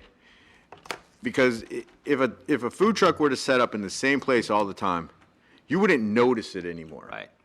You become nose blind to it. You supposed to be drive a past draw, it all the yeah. time. That's why the digital signs are so great. They change all the time. So if the truck were to move around, if it were to be stagnant, I believe that would be a direct competition with any brick and mortar business we have. I wouldn't support it. But I think 4 might be too much, but there's 7 days in the week, so 3 is less than half the week. So I think what we need to start doing is picking apart, not is the whole ordinance going to be thrown out, yes or no right now, but we need to talk about the things that seem to be the sticking points. And the things that seem to be the sticking points were the days of the week and where they could be. We talked about a distance here and there, and I truly believe that it shouldn't abut a brick and mortar business. And then a special exception with the barbershop was pointed out to me. I think that that's the exception to the rule. If we look at it citywide, that I don't see too many people carving off a 5-foot section of their property to stick a food truck in there, to be right next door to Little Caesars. So I'm just trying to look at something that would appease everyone. So I don't know how you want to do it, Mr. Mayor, procedurally go around and. Yeah, no, that's How many fine. days, how many days you want to fight for? I'm asking for 3 right now. I'm good with. I would be I'm good good with 2. three. I'm good with 3. I'm good. Look, I would be good with unre- 3. Mr. And Mr. the Daniel's reason going to go why I'm 0. saying that, Daniel ain't go for it no matter what. And it's not because Mr. Daniel's a restaurant. Mr. Daniel thinks like a restaurant. So, The reason I you say guys don't. The reason I say that I agree with you there too is because we don't have a problem. I don't think there's gonna be a The problem. only problem that we have is that we only allow 1 day right now. That's the only problem Whose problem we is have. it? That's the only problem. Whose problem is it? That's the only problem we have. All right, let me just If- back up. Let me back and up. and so I'm kind of good with whatever the will of this commission is, and so and with that, Commissioner, if you want to take it away. Let's back up. The original intent of the commission at some point in time was to have outside displays. It wasn't supposed to be mattresses and whatever else ended up. So don't talk about intent, because intent is I could go. Well, we fixed one that way or the problem. other. But we fixed it. We don't want to be the commission that gets accused of having set an ordinance in motion that 20 years from now, they have to fix our problem. We have a responsibility to our city. So let's not, jump off too quick, because our intentions are, okay. The Ace Hardware, if they want a restaurant that bad, they should have just had should have a restaurant. I mean, everybody's got their specialty. Yeah, they pay their taxes and they want accessibility or, accessories or whatever else, but we worked so hard with Robin and that new place. We got a new place across the street. Now we got a new place invested into past the Vargas place. You see, the thing about a food truck, there's no investment in our city. Period. They're not investing. The people that are willing to rent the building are investing into our city. They're here for the long haul. They're paying, so they should have a little bit more protection than somebody who comes in, spends $125 to park on a busy corner because somebody invites them there, and then they decide, well, you know what, this ain't working out, I'll go to a different corner. We don't have the luxury in the brick and mortar to do that. We shouldn't have to, but, location is, location. But, you can't pick up and move. So, it's like, where do you draw the line as to what's fair and what's not fair? Our food trucks that you think about, like the TV food trucks, those aren't the food trucks we're going to get. I'm sorry, but those are not the food trucks that are come in and glamorize our city and bring their social media following. Basically, the food trucks that are going to come are going to be somebody who can't afford to rent a place, and they want to set up shop somewhere for next to nothing. And I'm kind of, I'm not saying I'm not sure what the word is. I'm not saying that, not exposed to any factors, but I've got a little bit more being there as long as I have than some of the new guys. And I just feel like we're contradicting or being hypocrites if we go through the effort of bringing in some new businesses and then saying, well, you know what, come and invest in our city, but don't be surprised if a taco guy or a fish guy or some other guy sits out in front of your place 4 days a week. It doesn't make sense to me. The 2 days a week, they go on the weekends, they go to a brewery, yeah, that's, it's probably not a big deal. But now you're kind of, you're not talking about that. Very So, valid I'm points. not going to support anything more than a couple days, I'll just tell you that. I just have to say, I agree with your point. So on the flip side of that, just as like we should have protections for our brick and mortars, we have to look at all of our brick and mortars and give them the opportunities to help them grow. Whether they look at a food truck, whether it's a taco truck, a fish truck, a whatever truck, How's that gonna help them grow? to bring customers in. That's, People aren't coming that's in. the only reason why these guys are there. Because somebody might stop to eat a taco or two at his place out in the parking lot, and, oh yeah, I needed this or that for my house from Ace Hardware. That's the only reason why they're having these guys there. I'm sorry, I don't want to bust your bubble. It's not because they love you. They're gonna say, having them there I'm gonna have to in challenge hopes of that. increasing their business. Do you think that there's more of a That's chance why that the they're going to damn Ace? brewery- And then getting a taco, or they're going to get a taco and then going to Ace? I mean, come They on. might be doing it either way, I don't know, but that's why the brewery and the distillery want the food trucks, because it brings people I there. understand that, but we're talking about the brewery and the distillery. We're not talking about a citywide ordinance. We got to be careful how we word, it's like we're not just saying, okay, well, set an ordinance that 5 days a week they can be parked at the brewery. We're saying that 5 days or 4 days a week they can be parked anywhere in the city. Period. No, we're saying we need to limit them To what? to where they're not right next to a restaurant brick and mortar. That's what, I thought we had that discussion last time. We found out we couldn't do it because of all the loopholes and, No, can't we do that, Scott? Yeah, we said we were going, that we would be able to limit the distance. So we have to be able to work something out along those lines to make it to where they wouldn't be able to be next to but like Commissioner Penny said, I think there's the situation like you described with the barber shop. You're not going to have that. People are not breaking down the doors in this city to bring their food truck in. I mean, there's just too many huge food truck events in Ormond. They have them in Port Orange. They have them in other cities where they draw in several food trucks at a time and have them in a space and have this food truck event. food truck rallies. I love it. Yeah. Let's do that. Let's have a food truck But rally. I don't, what we're that's talking not, about. I don't think what we're really talking about here, unless it's something we're putting on, I'd like to have them there. It's to allow our businesses the ability to utilize these things for their business. But here's what I see happening. We're getting in the weeds here. Commissioner Danio is never going to support this in Unless any way, it's shape, 2 or days. form. Unless, more than 2 days, he's not going to support it. Right? Yep. So we kind of Don't do it for me. no, but so You guys got to eat at the places in town and say, you know what, I voted for the place. Yeah. no, and I understand that. But so at some point, we got to move past. Do we have consensus? Right. To let it be Vegas? Do we have consensus to keep it at 1? Do we have consensus for 2? Do we have, because if we keep, we're just seeing, I'm hearing the same arguments back and forth, and we're not focusing on anything constructive. Right. How about Commissioner Johnson? You have anything to dive in on this with? Well, I'm not, if I was in your shoes, I would say exactly the same thing you do.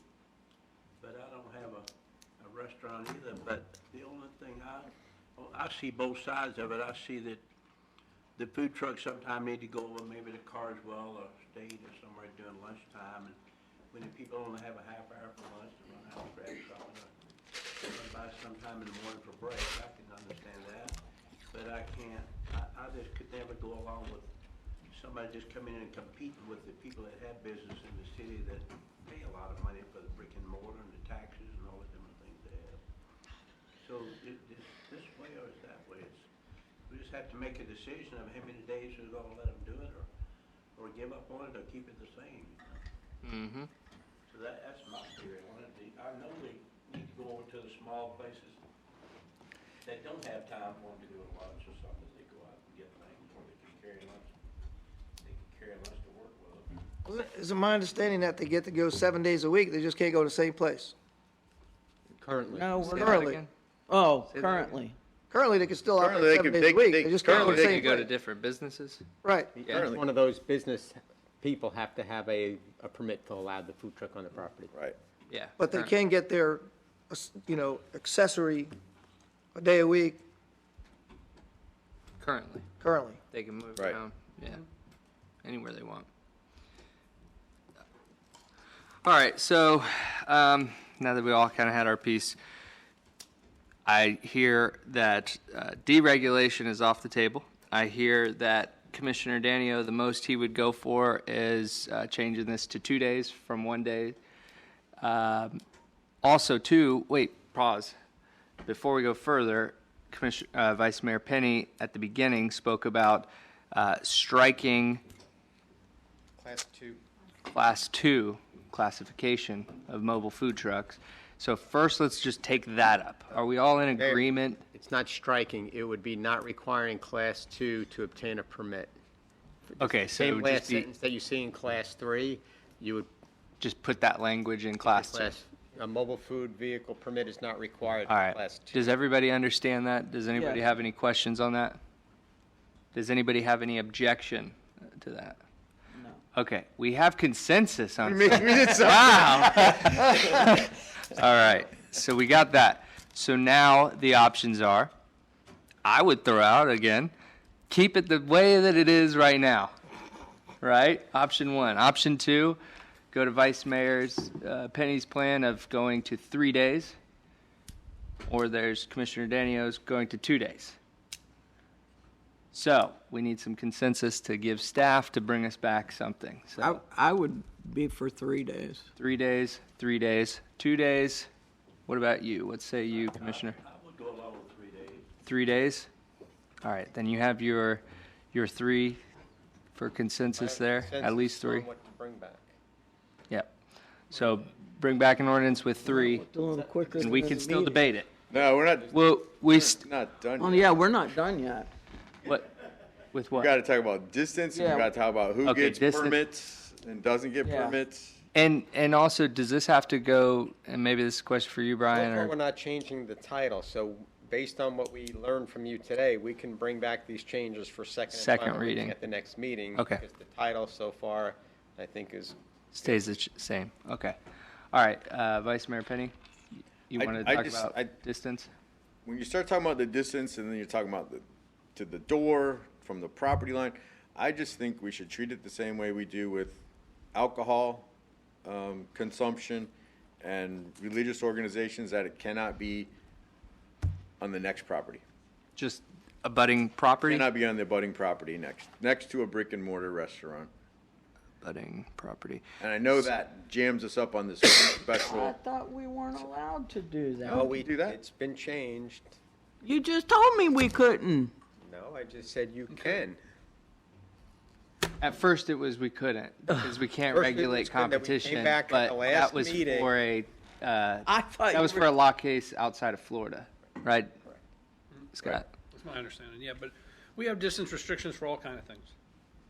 At the last We meeting, have all kind of distance. No, I just asked about that, and I was told we couldn't because Not we by me. can't regulate that. I was told by somebody over there. No, You you didn't ask said the we right could. question. Okay. All right, Play the tape back. so we have, want to bet a lunch? we have no abutting property. That's fine with me. I'll go talk. No comment. No abutting property. Commissioner Johnson, is that okay with you? All right, not on abutting property, Joe. Okay. And what was the last one, Vice Mayor? Who gets a permit? Is there an annual permit, a one-time special day permit? The food vendor needs to be state licensed I normally, concur with and that. they need to get a license with the city. They'd have to have a business tax receipt with the city, whatever that amount is. Right. As I remember, the bone of contention was the property owner that invites the food truck. Current language says you have to do it 7 days before and blah, blah, blah, blah, blah. that's where we I recommend that you either do a one-time permit for X amount of dollars or buy it for the whole year. Mr. Walker, can you come to the dais, please? Down to that item. We definitely need to regulate and inspect the vendor.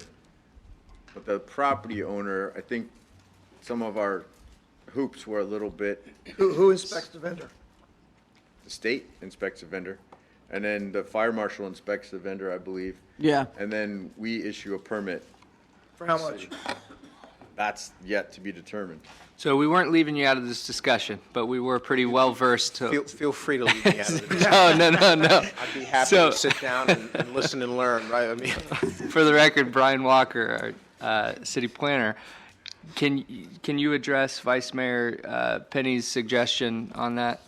with regard to the permitting for Yeah, the there was property. language in here that the property owner would have to apply for the permit so many days in advance, and my suggestion was buy it for the year or buy it for one day at a time. What I can tell you, this commissioner, this is not an exact science. I looked at various jurisdictions from here north and from east to west. And there are many, many different ways of doing this. There are jurisdictions, even within a 25-mile radius of us, that don't charge the property owner anything.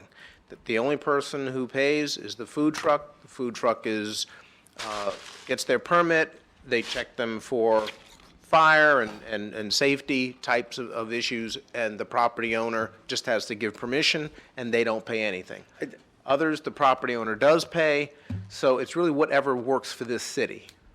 I'm not really so concerned with the fee or the money grab for the fee. I'm concerned that the property owner needs to fill out an application with the city so that the rules can be explained to them, okay? Yes. Mr. Smith, when you invite the fish taco guy over there, he can only be here X amount of days, 3 days a week. He can't take up parking spaces. You have to provide bathrooms and all the stuff that's in the ordinance so that they need to sign off that they are educated on this. Can't block driveways, can't be on the sidewalk, all that stuff. I think we need that element of control. I don't care how much it costs. I guess my question is, we can do this to whatever capacity we want to, I guess. Yes. Yes. You gotta remember, as part of that is when somebody wants to place a food truck on their property, we have to make sure that there's a location for the truck, there's location for the existing businesses, vehicle traffics to be there, for visitors to the food truck to have a place to park. All that's got to, and the business runs a risk of being denied because it can't accommodate the food truck. Right. That's a possibility that they come in and they say, I was denied for a permit. Well, there's no room to park your truck and there's no room to park your customers to come onto the property and you're overflowing. So we have the right to deny someone. Right. We also have in there that they can't have existing code violations Right. going on, and it holds somebody responsible. Oftentimes, if a food truck is not from the area and they get cited or told, hey, you're not following the rules, they can go and just not come back. But the property owners have to be responsible for what is happening on their Right. property. So what most places do is they do require that the property owner, even if they don't pay anything, they do require that the property owner submit a permit with all of the rules and the regulations, and that they give specific permission for the number of days and for the food truck to be on the property. And they also indemnify the city of any potential damage. And, Yeah, Mayor? sure. I mean, I would support myself, because they're a brick and mortar, because they pay all of their fees and taxes and everything, them just coming in and filling out an application of sorts and not being charged a fee. Because I think they're already paying their fees and cost and taxes and everything else. Well, it's additional review for staff, so it's taking time. How much review? Depends who's got to look at it. Initially, Brian's going to look at it, and that's going to take, you know, There has to be some nominal fee. At least- $25 or $50 or something like that. and that's why I agree with Vice Mayor Penny, in that if a business comes in and they get a food truck permit for the Are you year, talking about for the year? then I don't Oh, have, okay. you don't have to look at it multiple Okay, times, because we I would be know. okay with 25 a year. And if the whole intent 2,500? from Ace Hardware is to if Ace Hardware wants to generate business off of a taco truck in their parking lot, if they're not generating at least $25 or $50 revenue off of it, then that wasn't their real motivation anyways. So I think I think staff's time is not free, so I think there has to be some kind of nominal charge. Yeah, like I said, I don't mind putting a $25 fee to it. Not that your time is only worth that, so please don't take it that way. And Brian, what does the food vendor pay for an annual permit in our city currently? Right now, they pay $125. So for 3 days, it'd be $375? No, if they're doing, they have the option of either doing, right now, they can do it daily, it's $5 a day. In order to do the yearly permit, we will have to bring something to the board in order to approve an annual fee. But right now, it's $5 a day. So if someone were to say, well, I don't want to do an annual fee, I just want to do it these 2 days out of the year, they can pay the $10. And Food and vendor call or it the a day. business? The business. So what's the vendor pay? The food vendor is going to still pay the $125. They have to register with the city and go through, we check, there's a variety of things that we check, and also the fire department or fire marshal or their designate is going to check for safety issues. For them to operate in the city, they have to be checked for safety issues. What's your occupational license cost, John, a year? Your business tax receipt, do you know what it costs? Couple $100 for that, couple $100 for seats, couple $100 for this, couple $1,000 for water. We keep going? No, so maybe you charge the food truck a little bit more than $150. But I think you're getting off scale again. It's you're looking at apples and oranges. It's not the same thing. It's not the same thing. I agree. It's not the I same love thing. the restaurants in this city. I love the restaurants that we're bringing into this city, that we're continuing to bring into this city. Yeah, we just but gotta bring it's more not people the to same put in the thing. seats, because now we're gonna end up with more seats than we are rear ends to No, put in them, and it's not then, the same thing, John. All right. So, did you have a suggestion that you wanted to throw out there? No, just, my suggestion is that we charge, or don't charge, we require the business owner to come in and apply for a permit and charge at least 20, do we have, that fee schedule is gonna be established at a later date, correct? Or do we put that in this? Well, we can do it based on the direction of the commission, and then when we update the fee resolution, we'll add it to that. Now, keep in mind, this doesn't include special events, food trucks Right. involved with special events. Mayor, What are I we would just comfortable like to see it be kept as minimal as possible for the owner of the business. I'm fine with the $25. All right, that's fine. I think that's Fine the with the last $25. bone of contention we had. I'd say a business would much rather do it on an annual basis because Right. the time it takes to come and do all Right. that stuff costs Yeah. a lot more money Right. than the fee. Well, Yeah. why don't we do it this way?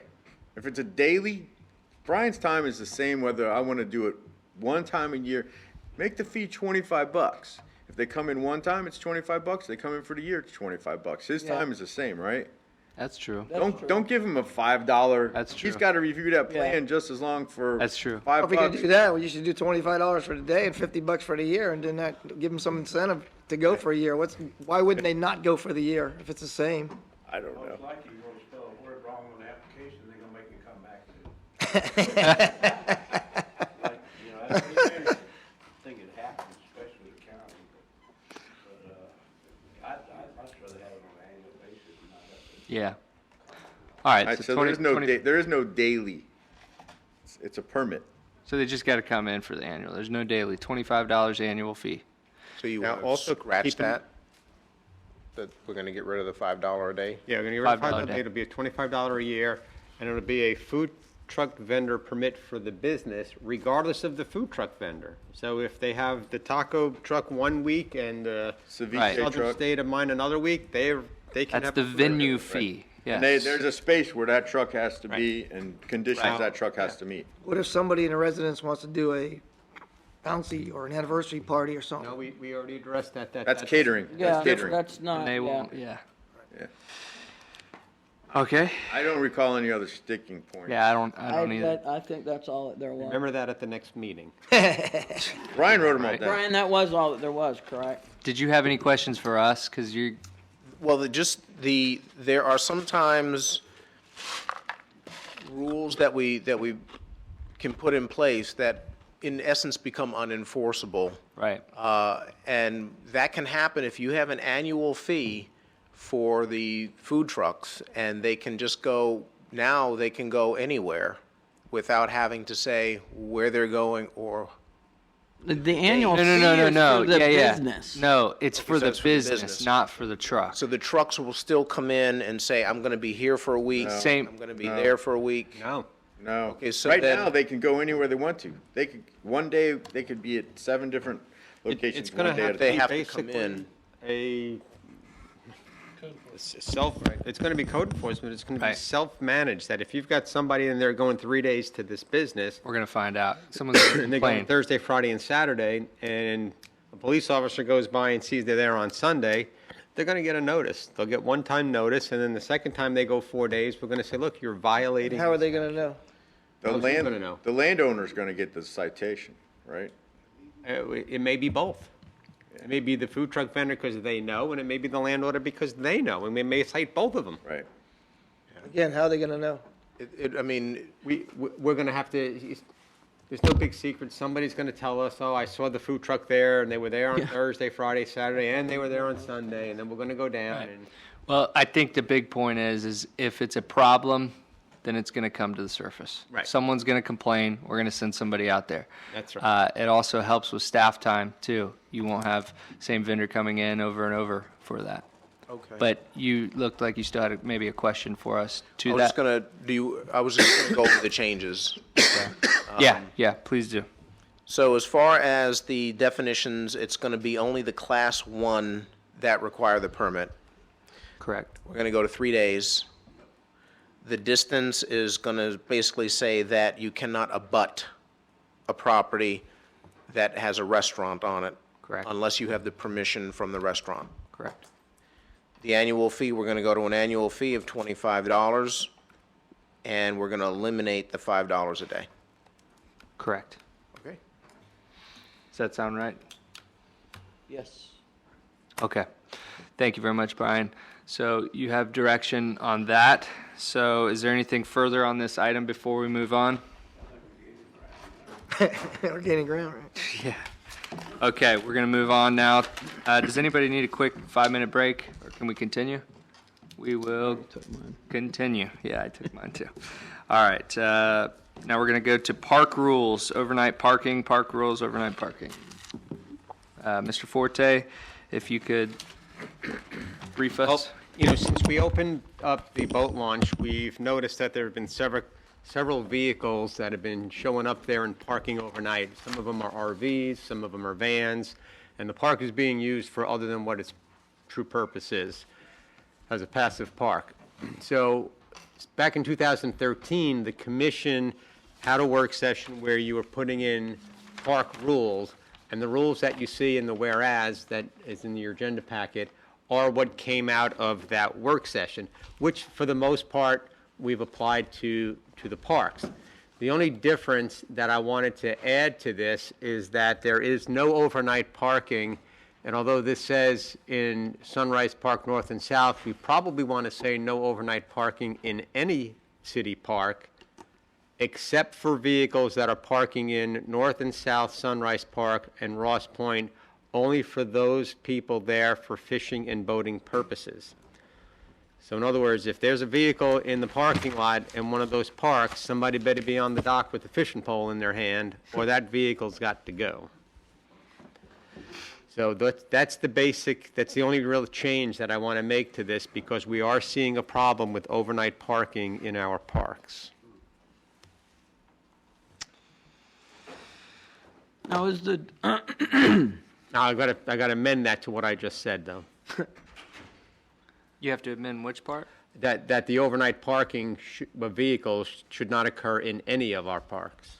Right now, it just says, It just says north and south. so occupied or unoccupied. Nobody should leave a vehicle in our parks overnight. People are sleeping in. Most of the time, people are sleeping in it. Other I just times, wanna we're find finding out if people the that one are, was added. they can't have a vehicle in their Walked in driveway, Hollyland. so they're leaving it in our park and, Walking home. right. is that old? Commissioner Curry? Is the No Dogs in Hollyland old, or is that new?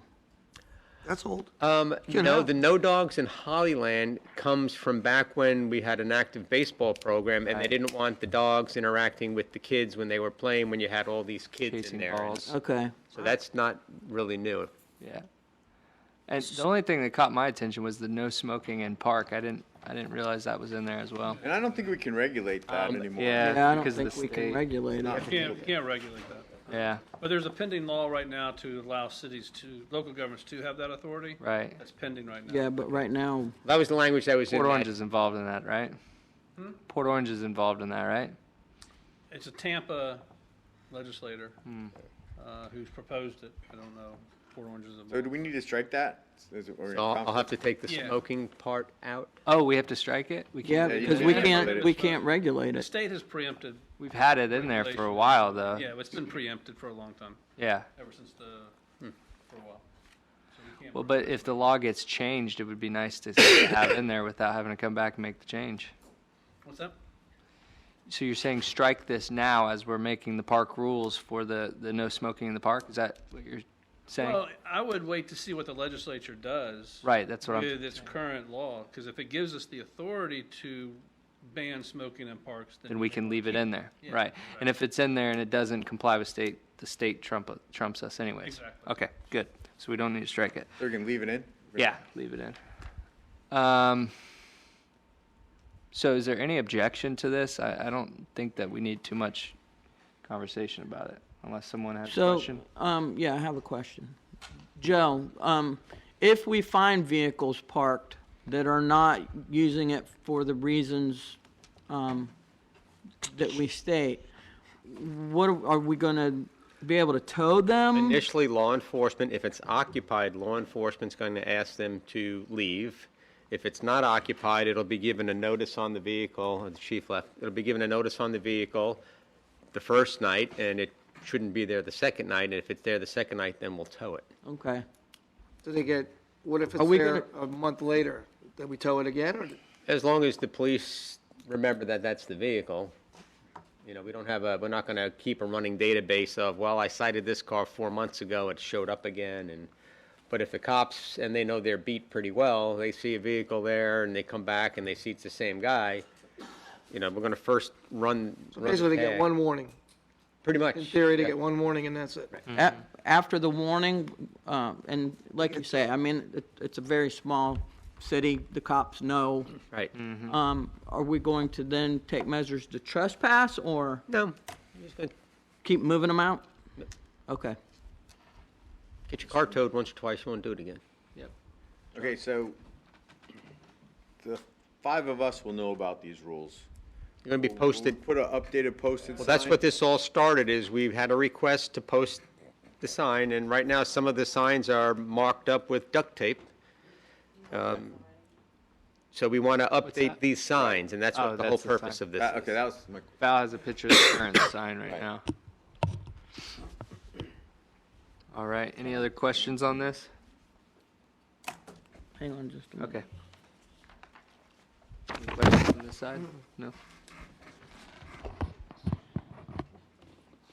So, since we're making new signs, is there going to be an issue with the no smoking in the park, depending upon what the legislature does? Yeah, I would say, what I indicated is, let's wait to see what the legislature does. If So the we shouldn't legislature change the- doesn't give us the authority to regulate, then I wouldn't put up no smoking signs, and I would take it out of the resolution.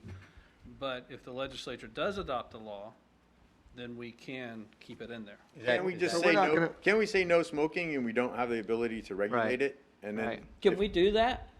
Oh, I'm sure if you don't enforce it, Right, We Then- can do that, leave it on. I say leave it up there and right. we don't enforce it. the honest smokers will. Yeah, quit. we don't enforce it. Yeah, if we can leave it on there and it doesn't matter, then, If you don't issue someone a citation, Right. then it can't, yeah. I Just don't think because anybody's we, gonna take the initiative to sue us because we have a sign up. I was Right. gonna say, just because we have a sign, I wouldn't think anything could be done We'll unless just say we it's a took public health steps. announcement. It's not actually a law, it's guidance for your health. It's a recommendation. It's a City of Holly Hill has determined that Recommendation. smoking is bad for your health. Surgeon General. That too. All right. Okay. Are there any other questions? No, that's all. Is there any objection to moving forward with this? All right, you have direction on that, Joe. Moving to number 5, LPGA, seeking direction on LPGA widening. Just, we had our discussion about LPGA.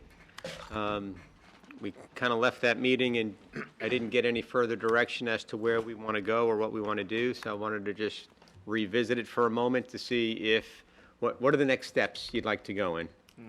And, after that meeting, I spoke with some of you about kind of if there's no idea crazier than most, then the idea, when we talked about that work session of why we wanted a 4-lane LPGA, the majority of the response was we want to bring those vehicles coming from 95 from the west into the city of Holly Hill.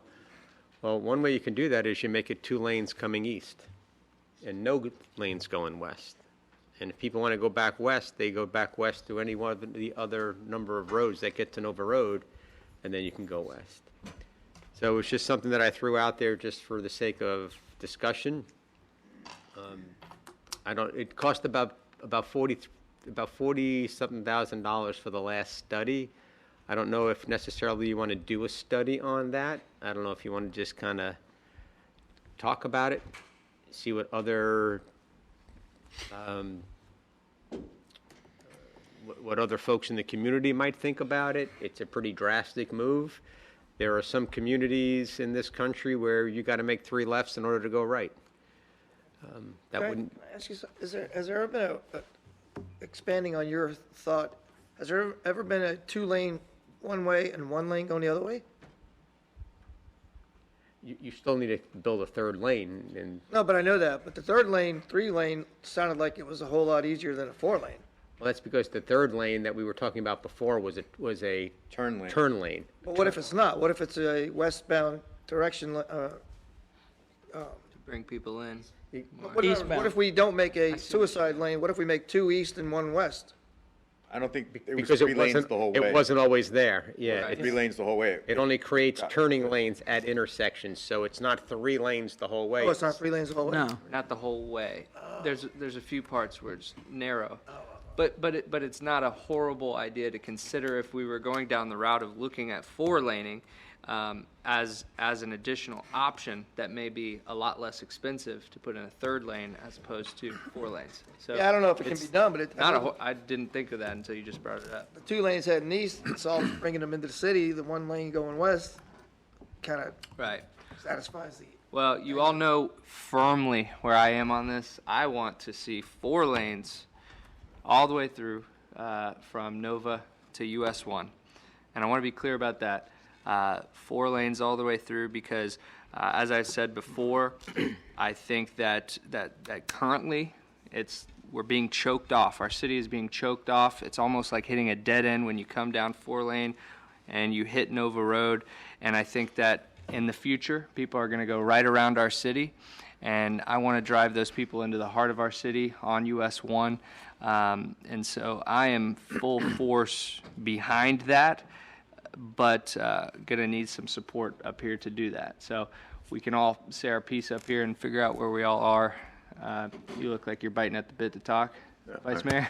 No, not really. No? Go ahead. I just, when Joe brought the idea up to me, I first thought he's crazy. And then I started thinking about, in a perfect world, I agree with you, Mr. Mayor, 4 lanes, way to go. But at the end of the day, we have to consider the fact that it's not our road.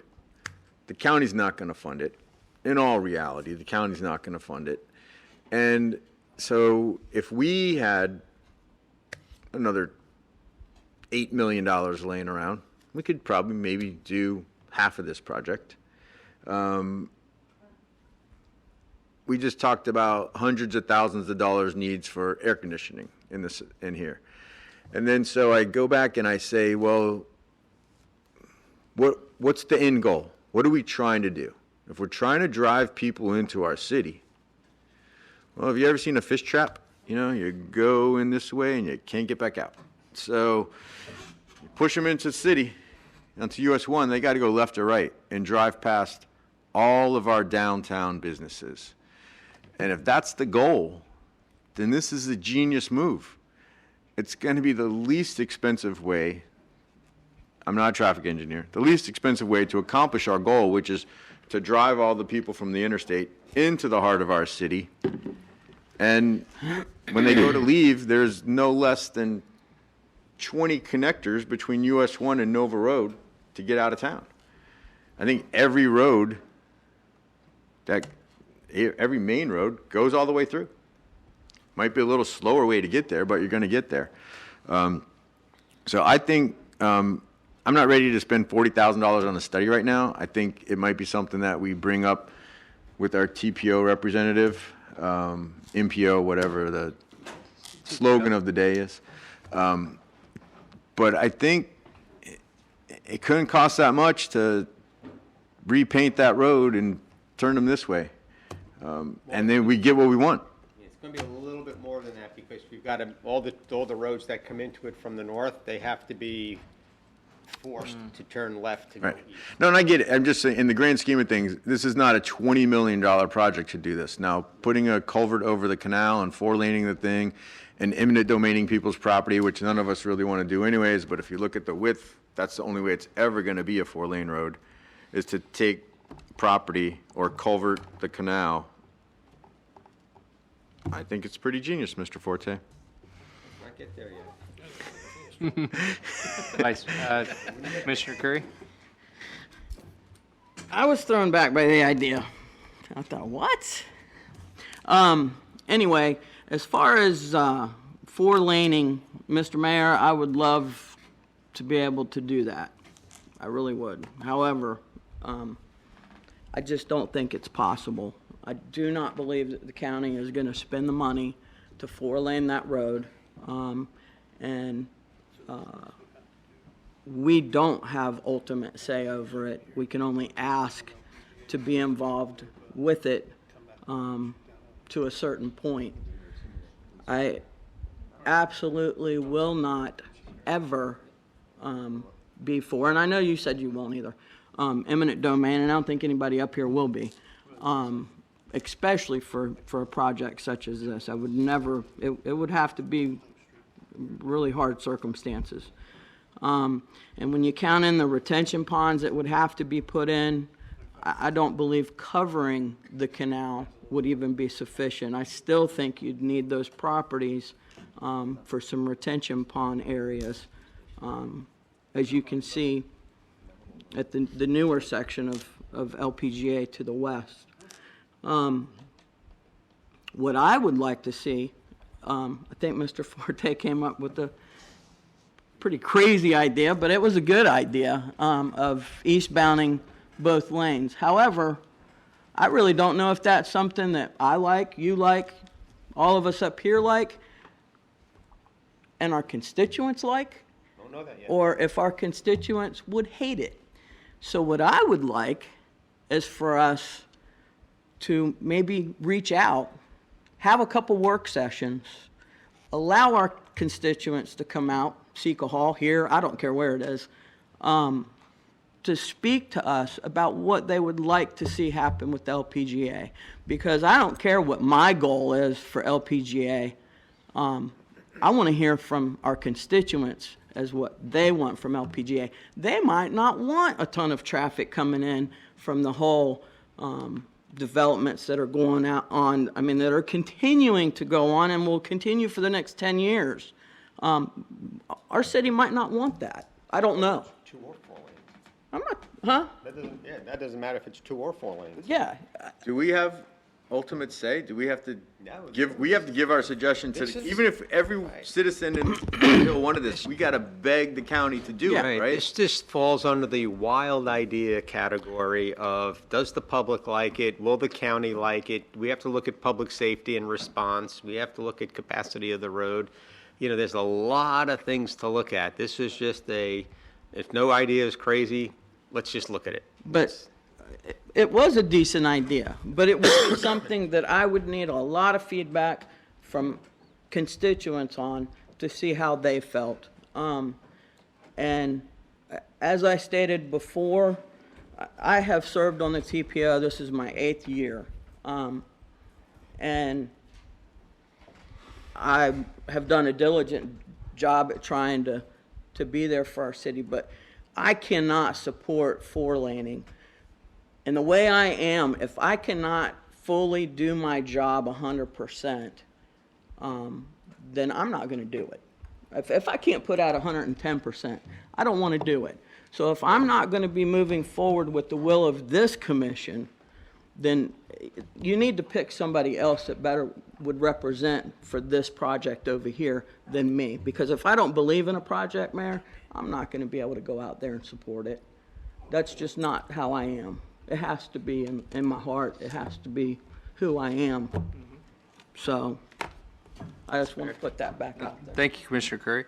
I know that you're pretty passionate on this, Commissioner Johnson, if you would like to. But it is, whether people like it or not, LPGA is probably the fastest growing road right now, or a short term in the state of Florida, just about, because, and we have to be a part of it. We can't just be left out in the cold on everything.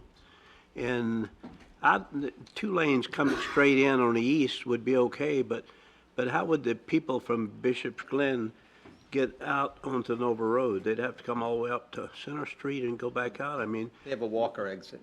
would it be an exit and Walker out from There there? already is an exit onto Walker Street. It's not hardly ever used, they just probably do it. It's very rarely used, but Is it even open? Or they would open it? It's a sliding gate. It's about- one of Yeah, those they you would- pull up they would to have it. to- They would have to open it. What about Cedar Oak? They don't, they would have to come out and go. they'd have to go down to Center. Yeah, they'd have to go down the center, but the thing about it is, the main, main concern is, if somebody was to show the county some form or some kind of way, even if it's just something off the wall, that they could get the funding for it, couldn't we push it to the county? You have to just stand up and say to the TPO or say to the county or whatever, there is ways to get the funding for it. You just have to look at it from a different point of view. There's several ways of doing it. I know of a couple of ways that I would push towards them do it. But the main thing is do research on it to start with and find out if you could get the funding for it. But I still believe, I won't be around to see it because I'm getting older, but I still think, whether people come up here and say at the podium, we don't need it, we just want it, I don't think that's true. I think we really do need it.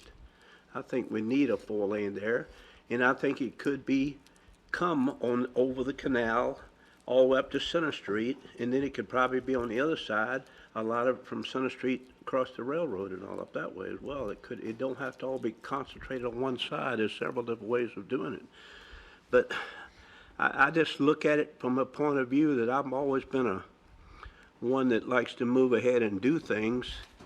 And I think it's a project that we really do need. I honestly do. I don't think we'd have to do eminent domain on people or anything like that.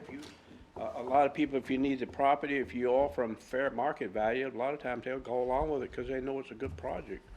You got to be careful about the eminent domain. I think was put in place because some people would learn about a project and go and buy up all the property ahead of it so they could hold them hostage over it, like they're doing a lot on 46 right now on that project. They go buy the property for $10 million and sell it for $150 million back to the state or something. But it's just, you just got to think out of the box and say, everybody else is doing it, but we have to do it. Alan Green used to tell me a long time ago, one of my best friends, Holly Hill is boxing themselves in. They can't do that, and now we've already just about done it. Now we're going to do it more if we don't have we're going to have this pickleball thing. There's going to be a lot bigger and better than a lot of people think it is. And I really think that Jason Myers' place is going to take off and do really good right there on the LPGA. And LPGA is coming straight into the new boat launch, which you couldn't do 4 lanes all the way to that, but at least you could get it to US 1. But I definitely don't think we should just give up on it. I think we should really push the issue to the county, push it to the state, push it to the TPO, and maybe even push it to the federal government to help us out.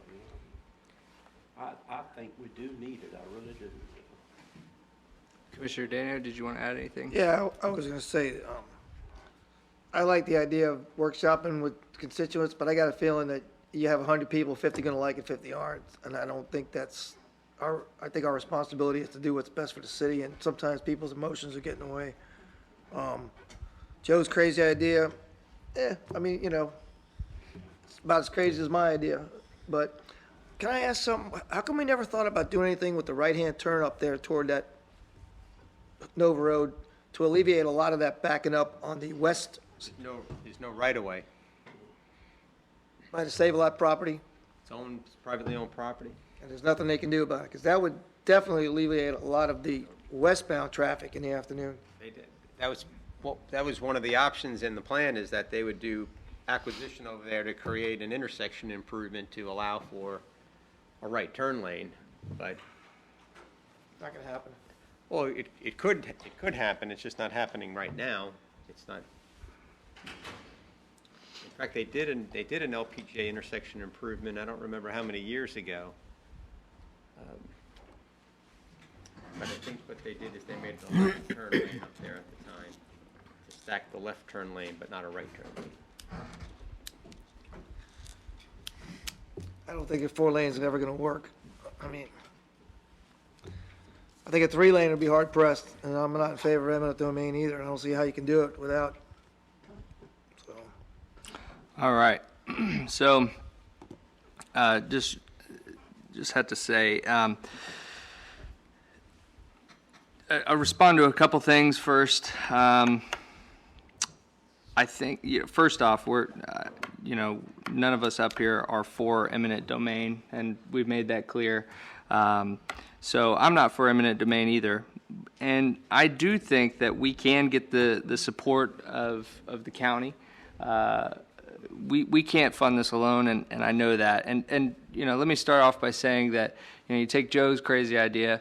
Well, I kind of spearheaded this. I talked to Joe about this when I was a commissioner, and then when I became mayor, and I said, just please, we got to start talking about this, because I think it's one of our biggest problems that we will face in 10 to 20 years and beyond that. And I think that that it's become such as you stated, Commissioner Johnson, LPGA has exploded to something that none of us. Right, and none of us could have really anticipated that 20 years ago, when the original talk of this was happening. Right, so are there problems? Yes, but are there problems with moving forward with this? Are there hoops that we have to jump over? Yes, but I believe that those problems can be overcome. We can't do it alone, and you all know that I'm not up here saying, we're going to take this and we're going to do it. We can't afford it. We would absolutely need the county's help, state's help, all kinds of help to get this done. And so for that reason, with the 2-laning, I don't think that we could really convince. It's a good idea. I'm not offended one way or the other. No, and I trust me. I know you're not offended, but it's a good idea. But the problem with it is actually convincing the county to do that, as opposed to convincing the county to do the 4-lane. And let me explain that. It sounds off the table. Right, but 4-laning, we can argue that it's a regional, county-wide type, help to the community, because it is. It's a regional project. It's going to be great for us because we're going to drive tons of traffic into the heart of our city, hopefully help our businesses there. But a 2-laning would only serve the city.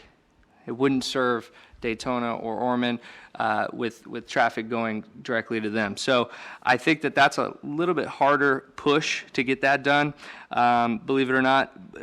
And I also think that this can be done without eminent domain, and it may be expensive, but the engineer that came before us did say that it was possible, right? Everything's possible. I think that we need to reach out to support to our county council members and see if they would even support something like this, and tell them that it's going to be very expensive. And look, if all 7 of them come back and say no, there's no way, then it's not going to happen for a while until there's a whole new county commission, right? So that would be the first hurdle to get over. Secondly, I know that I know that we can call upon Giabi to give us an opinion, and I know that she was involved in this, looking at this for four laning previously. And I'll just end kind of by saying, at the end of the day, nothing great was accomplished by not trying, right? So even though this is a large thing, I think it's so important to the future of our city. I really do. We talk a lot about economic development and how do we spur that. Well, one of the best ways is to have more traffic on US 1 right in the heart of our city. I think that'll spur off. We talked a lot tonight about how are we going to get restaurants to come and actually invest here in our city. And there's no better way to have people right there in the heart of our city that need those types of services that will be driving past it every day. So that's where I'm coming from on it. I think, personally, that, I got to say, I kind of agree with you, Vice Mayor. $40,000 right now for a study, I think, is too premature. And I think that, I hear from Commissioner Curry that she doesn't think it's possible. So maybe, and I'm not putting words in your mouth, but listen, you don't want to go down that path. I understand. We have a need to assist with economic growth in our community. There is a plan already in place on the long-range plan that's been there for some time for 3-laning LPGA.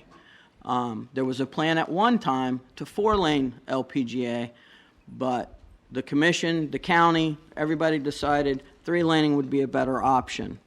I wasn't involved in that. I don't think, maybe, were you involved in that? No. Okay. Then none of us were involved in that. If John wasn't involved, none of us were. Right. And I believe the reason that was done is because if you look at the current LPGA to the west of Nova, there's just going to be too much need in our smaller enclosed areas of LPGA. There's some areas that won't be a problem, but they're very small areas. You're going to need to have some retention areas. And just covering that canal is not going to do it for us. It's not going to provide 4 lanes and retention areas that are needed for an expanded highway, pretty much, or roadway.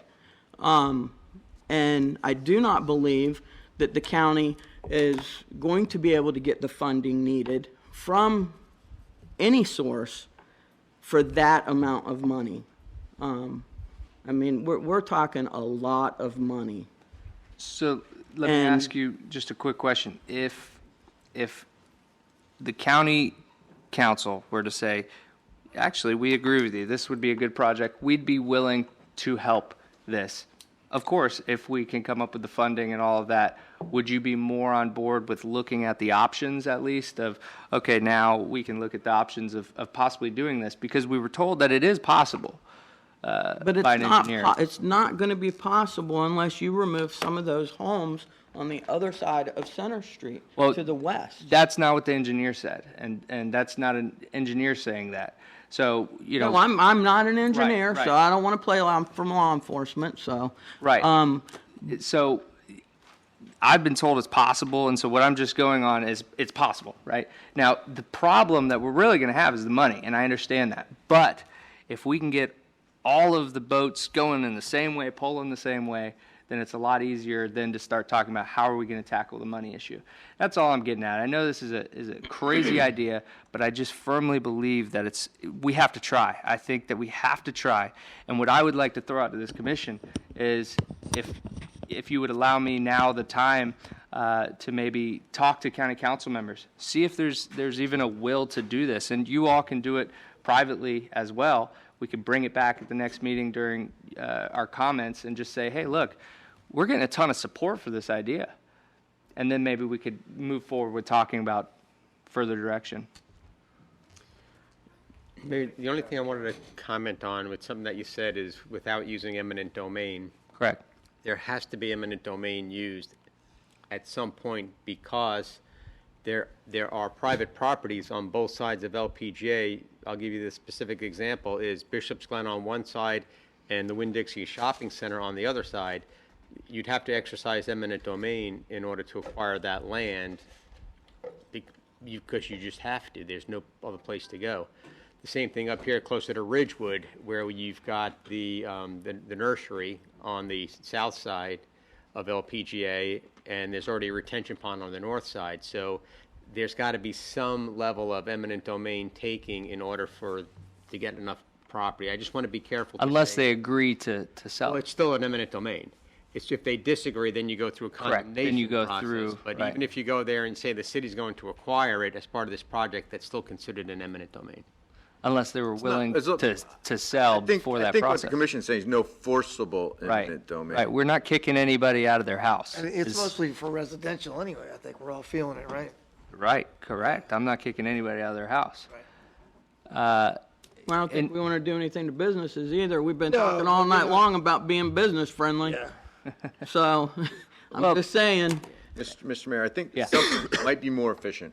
Rather than the 5 of us calling the 7 of them and having 417 different appointments, why don't you ask Joe to call the county manager, they hash it out. Hey, my commission has this crazy idea. I know it's gonna be $20 million or whatever, but would your commission have any support to talk about this? I think it might be much Get more an efficient. opinion from the county manager. If Joe throws that to him and he polls his I mean, commission. there's several avenues. I can certainly contact the county manager. It can be brought up at the TPO. There's I think the first step would be county manager. See if you know if he thinks that that's possible. If there's a will, I'm also going to contact all the county No, I don't think it councilors hurts. just to It's see if I think there's just a have will. one point of Right. contact. Right. And then as we interact with our other elected Right. officials, we could talk to them individually, but Right. you may not get consensus and they Yeah, might tell you no, what I you want to agree. hear. Yeah, that's a Not good what they point. think. That's a what good they- point. What you want to hear. I think that Counties that's do a lot of it for a simple reason is it takes some of the load off Granada. Granada's, right. it just ate up with traffic anymore. It's almost impossible to get down it. If you had another, like a good thoroughfare from US 1 just to Nova Road or from US 1 all the way to I-95 now you're talking about. From US 1 to I-95, the county, all the county council members I've talked to are all for it. They think it's the greatest thing in the world. Until they have to pay for it. Mayor, can I just throw this out there too? We're all talking about how we could help alleviate traffic from other areas. Do we really want their traffic problem? No, it's not. I mean, it's not a traffic part. We might alleviate I- traffic from Granada or Mason, but I don't want the traffic problem on LPGA. But though, you know, we have a traffic problem right now on LPJ. So 4-laning would go Well, to and that's relieve why that. it's planned to be Right, 3-lane to right. try to relieve that. And you know, with the 3-lane, I know it's been on the list for a long time, and the reason it is because a commission 20 years ago looked at LPGA and it was 2-lane all the way down to the highway. And there was not the businesses, not the amount of thousands of homes out there, and it was a whole different ball game. And they said, you know what, we don't think this is the right approach. I wish it was different because we wouldn't need to be having this conversation and we'd be talking about a project about to be funded through the TPO that would be so beneficial to our city. But what's done is done, what's in the past. And so, but my problem too with having our 3-lane on the project list is I'm not convinced that that's even going to fix our traffic problem that's currently there. Well, the engineers told us that project, it's overcapacity based Correct. on that. He did. Currently. Right. So when it gets funded 15 years from now, Right. it might be important to get that engineer it's- that you mentioned that we worked on the 4-lane. Right. Come Gee, talk to us. Right. And it may be beneficial if she could speak to us. So, you know, I honestly, believe it or not, am against 3-laning because, you know, we have an engineer telling us that it's not even going to be at capacity. It's not going to serve us now.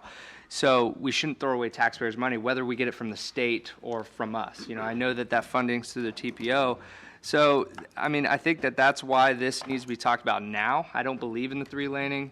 And if we're going to 3-lane, I don't see it. So, Well, I guess we know where I stand, because I don't support the 4-laning because of the various reasons I outlined. Okay. So, you But don't have to guess and wonder. thank you, Commissioner. Is there consensus that we could have Joe call the county manager and see where the will is. We got a yes? That's fine with me. Okay, yes. So, Joe, I think first step, if you could, before our next meeting, contact Mr. Reckenwald and talk to him about the whole project, if you could, and see if there's will there to even push this any more forward. You're talking about the four-laning. Four-laning, correct, four-laning. And it's going to be expensive. But we're going to need them to help drive the boat, okay? Well, and the buy the state, boat. and the state, and other thing, yeah. I gotta buy the gas They in got to at boat, least pay for sail the the gas. boat. All right, so we have consensus on that. Long workshop. So at this point, as I said at the beginning of the meeting, in lieu of our city commission meeting tonight, since we were all meeting, that we would open this up to public comment, and so just as we would at a regular meeting. So at this time, I'm going to open up this meeting for public comment, and you'll be limited to 5 minutes, just as a regular meeting. So is there anyone in the audience that would like to speak to the commission tonight? Yes, Mrs. Heidi. Mrs. Heller, sorry. Hi there, I'm Heidi Heller for 460 Bridgewood Avenue. This may be moot and answered elsewhere, but this is regard to the food trucks. Is there any requirement or non-requirement around schools? My concern is kids running across the street at lunchtime and being more dangerous for them. It sounds like you might have that capability now with the new ordinance going through as it worded. Do we want to allow that to happen or not? It's just a stray thought. Okay, thank you. And we'll answer all questions at the end.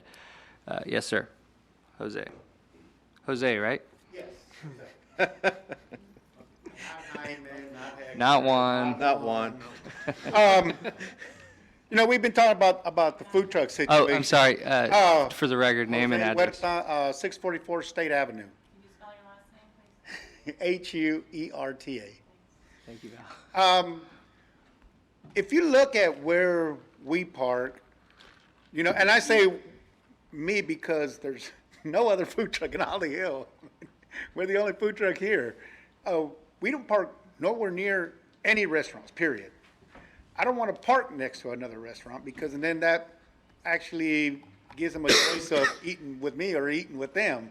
And I, believe it or not, I don't want to be someplace more than 1 or 2 days because people get tired of eating the same exact food. I mean, we've tried it. We've tried it in different locations where this person wanted us here, this person wanted us, and this person wanted us. Okay, well, now you're there for 3 days, legally. I mean, we were legally there for 3 days. Guess what happened? We went from real good to sad, poor, go home. So I can understand some of the concerns, and that, yeah, he never called me, so. I'm telling you, when he called me back, I thought you guys. No, he never called me, but we're looking, I want a restaurant. I mean, that's my wife's dreams, not my dream. What I'm doing here, I'm doing all this for my wife. When she heard 4 days, the only reason she wanted the 4 days was actually because she used to bring my shop breakfast every morning. That was the only reason. We're not going to sit in one spot for more than, like I said, probably won't even sit in a spot more than 2 days, would be my max. But I understand the concerns, and we do want a restaurant. We're actually, now we want to look at the one on the corner of, across the street from Walmart. On that corner? Yeah. That's been haunted. That one. That's been No, haunted it's too. a little snow cone. It's got environmental issues. Yes. Oh, does it? Yeah, Brownfield. Your wife wants a restaurant until she gets a restaurant. Yes. You want to stay married? Talk her out of it. Exactly. So, you know, I mean, I don't have a lot of money. I mean, some of us can remember when we were hungry, you know, and we were fighting to get our place in life or whatever, you know, getting your establishment and everything. Well, that's where I'm starting at right now. You know, I've had issues throughout my life, so this is where we're starting, and unfortunately, it's people like it, people don't like it, you know. But me, I'm a fighter, and I'm gonna keep on going, and especially if it's something that's providing a safe haven for me at home, because I'm giving my wife what she wants. So, you know, never take it. You know, we would never, and I say us, because I don't know what anybody else will do. That's But I exactly will it. never park anywhere near another restaurant, anywhere near any place that we're taking business from our brick and mortar shops. You know, this is going to invite more food trucks, and I know, and we all know this. We all know that's what's going to happen. We're going to invite more food trucks in because everybody's gripe and moan was Holly Hill was difficult to get into. They won't let us in because of this, or that. So now that we're actually opening it up a little bit more, we might see more. You know, I'm hoping we don't. I'm hoping that we're the only ones still here, you know, because we do really good. And the better that we do, the more of a chance that we have to actually get us a nice little restaurant. You know, and we really want, she really did want that little restaurant. But the guy never called us. So we'll keep on looking. You know, she's also looking at Gina's old place. I don't know if the sign keeps on going up and keeps coming down, so. You know how to cook pizza? Huh? I've eaten at your place. Store for sale. Anything for sale at the right price. Pizza and tacos. So I just wanted, you know, to express that to you guys. I really appreciate you guys helping us and fighting for us and fighting for this. I mean, you guys might have your own objectives, but ours is just to make people full, give them something to eat. You know, I mean, that's basically it. Keep my wife happy. That's it. You know, I do granite. If anybody needs any granite, marble, that's what I do. Other than that, so I just thank you guys for helping us out and extending and making it a little bit easier for her. You know, it's like I said, it's not for me. It's for my wife. You know, so, and we all know as men that Happy wife, is gonna happy life. exactly. Yep. So, thank you guys. I appreciate it. Thank you. Thank you, Jose. Is there anyone else in the, yes, Mr. Schultz? Yeah, it's open. Yep.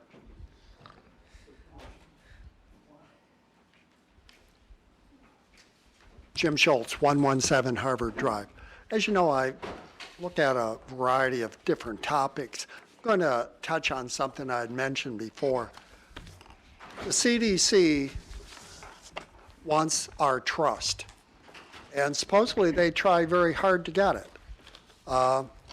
Sometimes you have to wonder, though. One of their main talking points that vaccines are safe, only 1 in a million chance of being injured. They actually paid, and I've mentioned this before, but I'm going to go into more detail on it now. Well, let me go into, Robert Kennedy Jr. had a debate on TV with Spectrum TV. Another doctor was representing the CDC's point, and he was a 30-year pediatrician, and he was asked a question by the host, how many vaccine injuries have you seen in your career? He said, not one, not a single one. 30 years, not a single vaccine injury in his pediatric career. Well, the CDC actually paid another government agency to do an in-depth study instead of having their vaccine injury compensation program where it's voluntary and it happens down the road.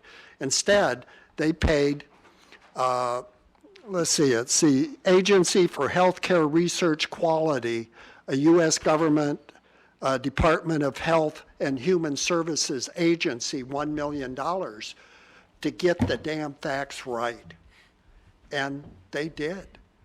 They actually went into Boston and they developed a method, this Ross Lazarus, who has 4 different degrees, and his computer team of culling information from the computer for all of the vaccines that were given in that group that this rather large HMO was treating.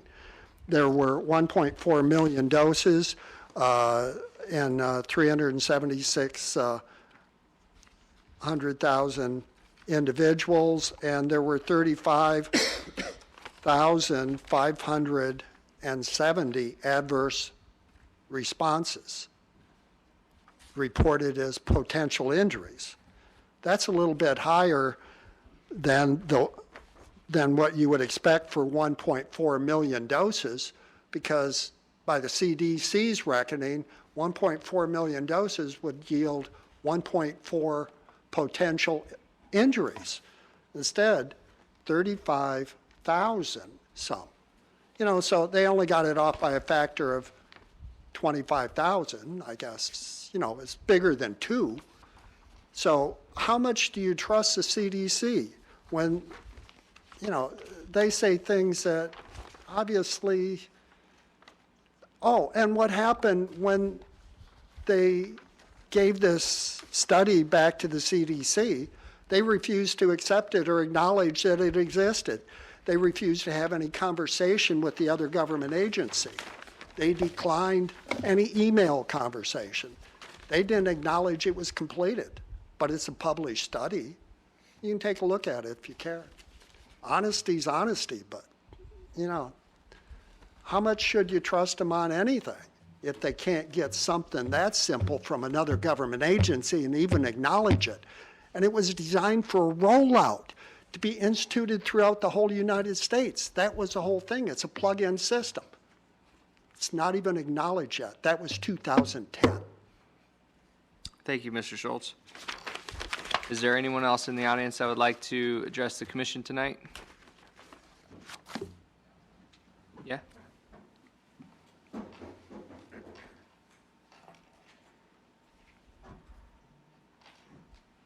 Just state your name and address for the record. Yeah, Ned Wolfarth at 1074 Riverside Drive, Holly Hill. And, well, the first thing, sorry I was late, because we came to the back door and that was locked. So The one on the side here? no, the one where the elevator is. The elevator? Yeah, and that's the closest one to the handicap parking. So we couldn't get it, So, Oh, anyway. we apologize for that. Apologize for that. We apologize for that, Should've big been time. open. Yeah. How last did you time I get in came- here? Through the last front? time- Yeah, we came around. I'm through the- sorry, sir. I'm really, really sorry for that. Sorry. That was just the first thing. I did want to talk about the overnight parking over at the new, improved Sunrise Park there. Mm-hmm. So far, it hasn't been that terrible, really. There's a camper over there like now. There's been some campers, but they've been relatively quiet. They haven't, caused a lot of problems.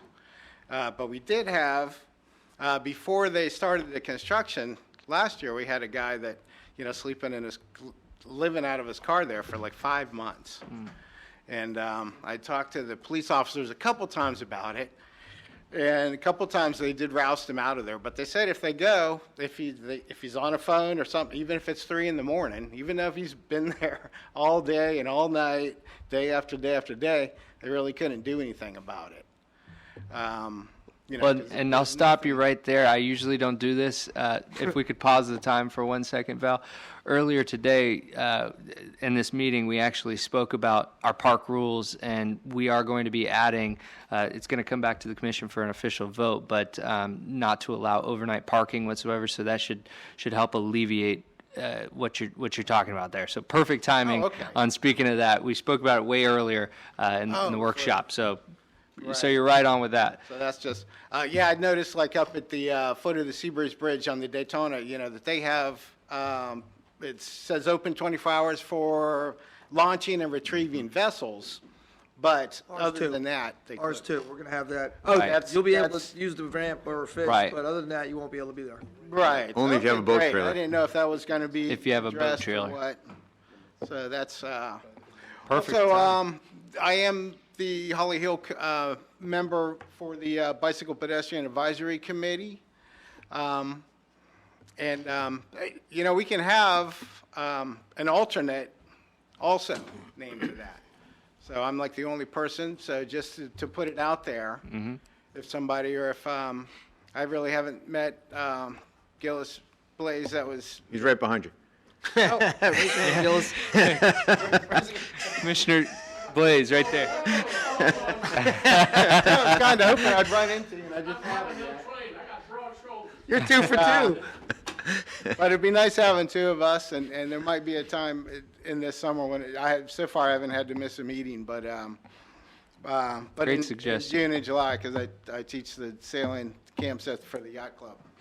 And I know they usually canceled the TPO board member meeting in July, so Oh, they do may very well cancel the committee meetings. I'm not sure. right, they canceled our December meeting. Then they for canceled the your holiday, July but I'm probably not sure. because they cancel our July and December. Right. So Well, they ours, might. ours is the second, week, so it may Well, not it's be the close enough month to the of 4th July. Oh, really? You're thinking the whole month? So you Anyway, may very well have a cancellation. Okay, but well, those are the only 3 issues. I'll tell you, you got perfect timing. You come here and talk about an issue. Yeah, we and, solved and then it. then you talk about a possible alternate, and now you get to meet him. He's right behind you. You So. should have called me, Ned. I would have run down and opened the door. Yeah. Yes. Greatly apologize for that, Ned. And this isn't a commission meeting, so we can't take action on appointing an alternate. But we certainly can maybe look at that in the next meeting. But we can't take action on it now.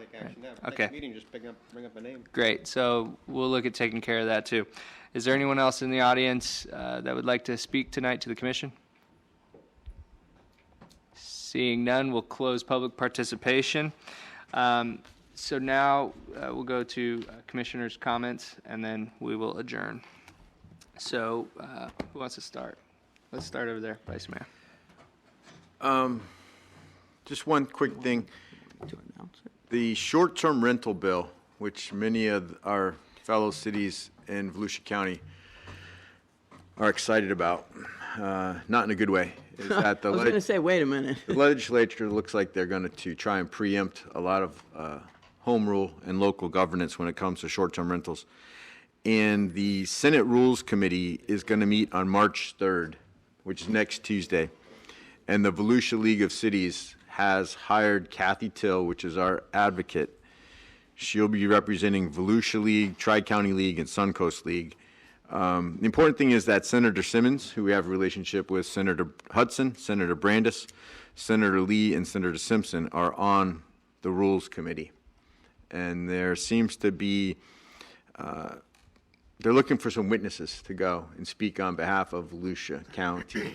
And so we've hired Kathy Till. She will be doing a one-day trip.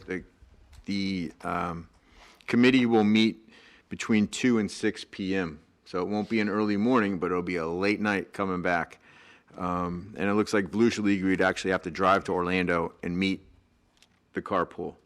So there's an ask if anyone is interested in attending that. If so, you need to get in touch with Kathy Till, but the Volusia League is going to pick up the rental for the van that Kathy will rent and the fuel and her time. So we just need to see if anyone, Commissioner Curry and I went up and lobbied on behalf of the city and Volusia League recently. I can't attend, so I didn't know if anyone else is interested. I can give you the contact information for the next Tuesday, it's March 3rd, And this bill is the short-term rental? short-term rental. We don't have much of here. I don't think we have any, I know we have them. I don't think we have any rules. think- We don't have any rules regulating. I would think you, on behalf of the Volusia League of Cities, could testify, but I don't know if any of us could give a good enough testimony, because being from the city, I think we should be Well, directly, the Volusia League's sending Lois Paritsky from Ponce Inlet. and she's passionate about She's it. an attorney. She's well-versed on this. I just threw it out there Yeah. because Yeah, no, it's a great. public cry for help. I think so. she's probably the only one they need. Yeah, she is, and she's a former lawyer. Yes. She's fireball when she needs to be. And I will add to that the governor came out today. I sent him a thank you letter personally. I did use the title of mayor, but I thanked him for supporting home rule, because he did come out and Right. and say that he's looking like he's not going to support any attack on home rule, especially when it comes to the short-term rentals. That local jurisdiction should be dealing with local issues. So that was a win, a huge win. And one thing to add on to that just came to my mind, that when Commissioner Curry and I were in Tallahassee, we made sure to invite Senator Hudson and Representative Federhoff to the grand opening of pickleball. And I think we should invite the governor. Yeah. He I might mean, we not come. started out joking about that, but then it was. He might not come, Why but- not? But we have some dates as it gets closer. I think we should reach out to Definitely. our delegation, If you don't ask, you don't receive. and reach out to the governor. It's a big thing, and I think it would, tourism and so forth, I think so. I'll invite Congressman Waltz as well, and I have the number to. As we get closer to the Yeah, dates, we yeah. don't want to give them not enough time, but we want to make sure Right, that we give them a correct time. We gotta give him perfect time. That's it for me. Thank you. Great. Commissioner Curry? I really don't have much of anything. A lot of good discussion tonight. I just got in from up north late last night, visiting my family again, and it's a little cold up there. Snow? I guess it's going to be cold here again. So Snow? It snowed twice, so I'm glad to be back home for many reasons. And I'd also like to let you know, because I know how passionate you are about this four-laning. And like I said earlier in my statement, I cannot support something that I'm not passionate about as well. And because I cannot support the four-laning, I have went ahead and sent a resignation letter from the TPO to Miss Valerie, and I copied Joe. wow. Tomorrow will be my last meeting, but that's only because I just can't move forward to support that issue, Mayor. So I feel it's best to have somebody that is fully prepared to support that. Wow. Okay. Well, thank you for letting us know.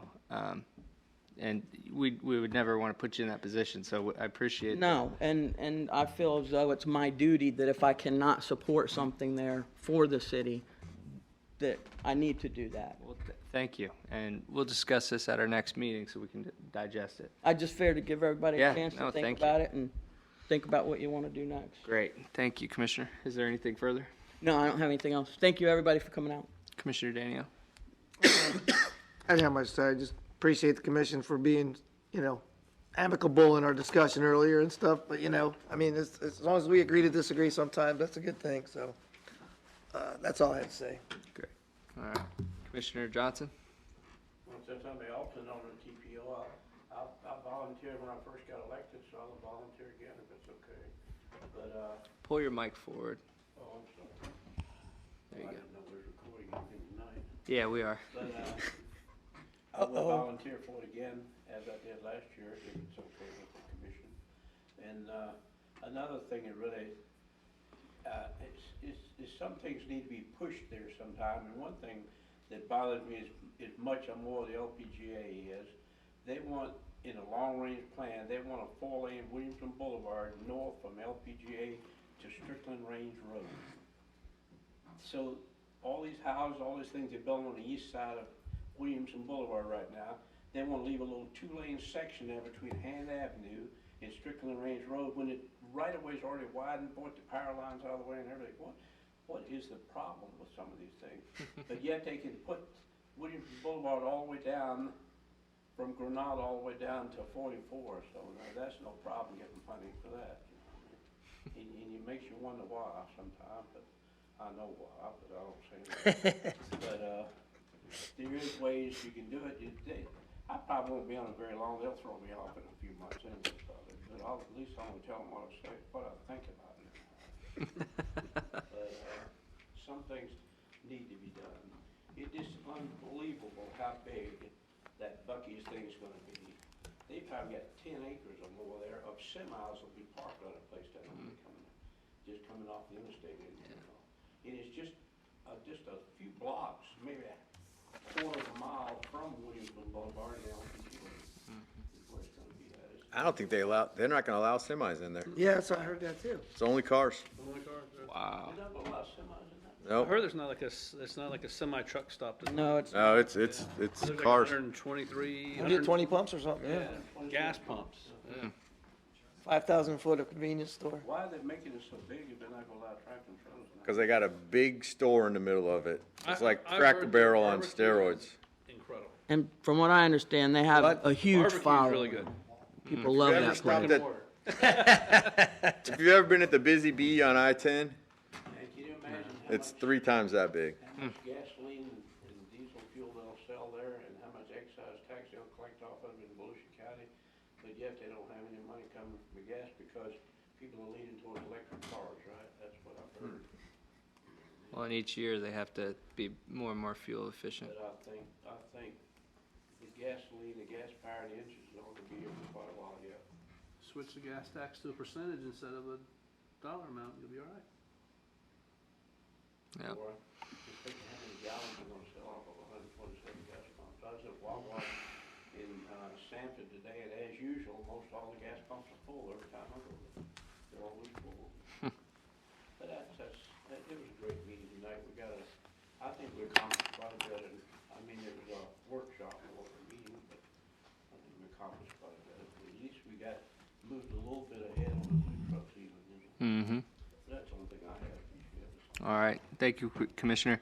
Yeah, I think we hammered out a lot tonight, which was good. I had a conversation with Joe. I just want to say this publicly. I had a conversation with Joe that about canceling the meeting. I'm never a fan of canceling a meeting. Just so the commission knows where I am, never want to cancel a meeting. I always want to have an opportunity for the public come to address us.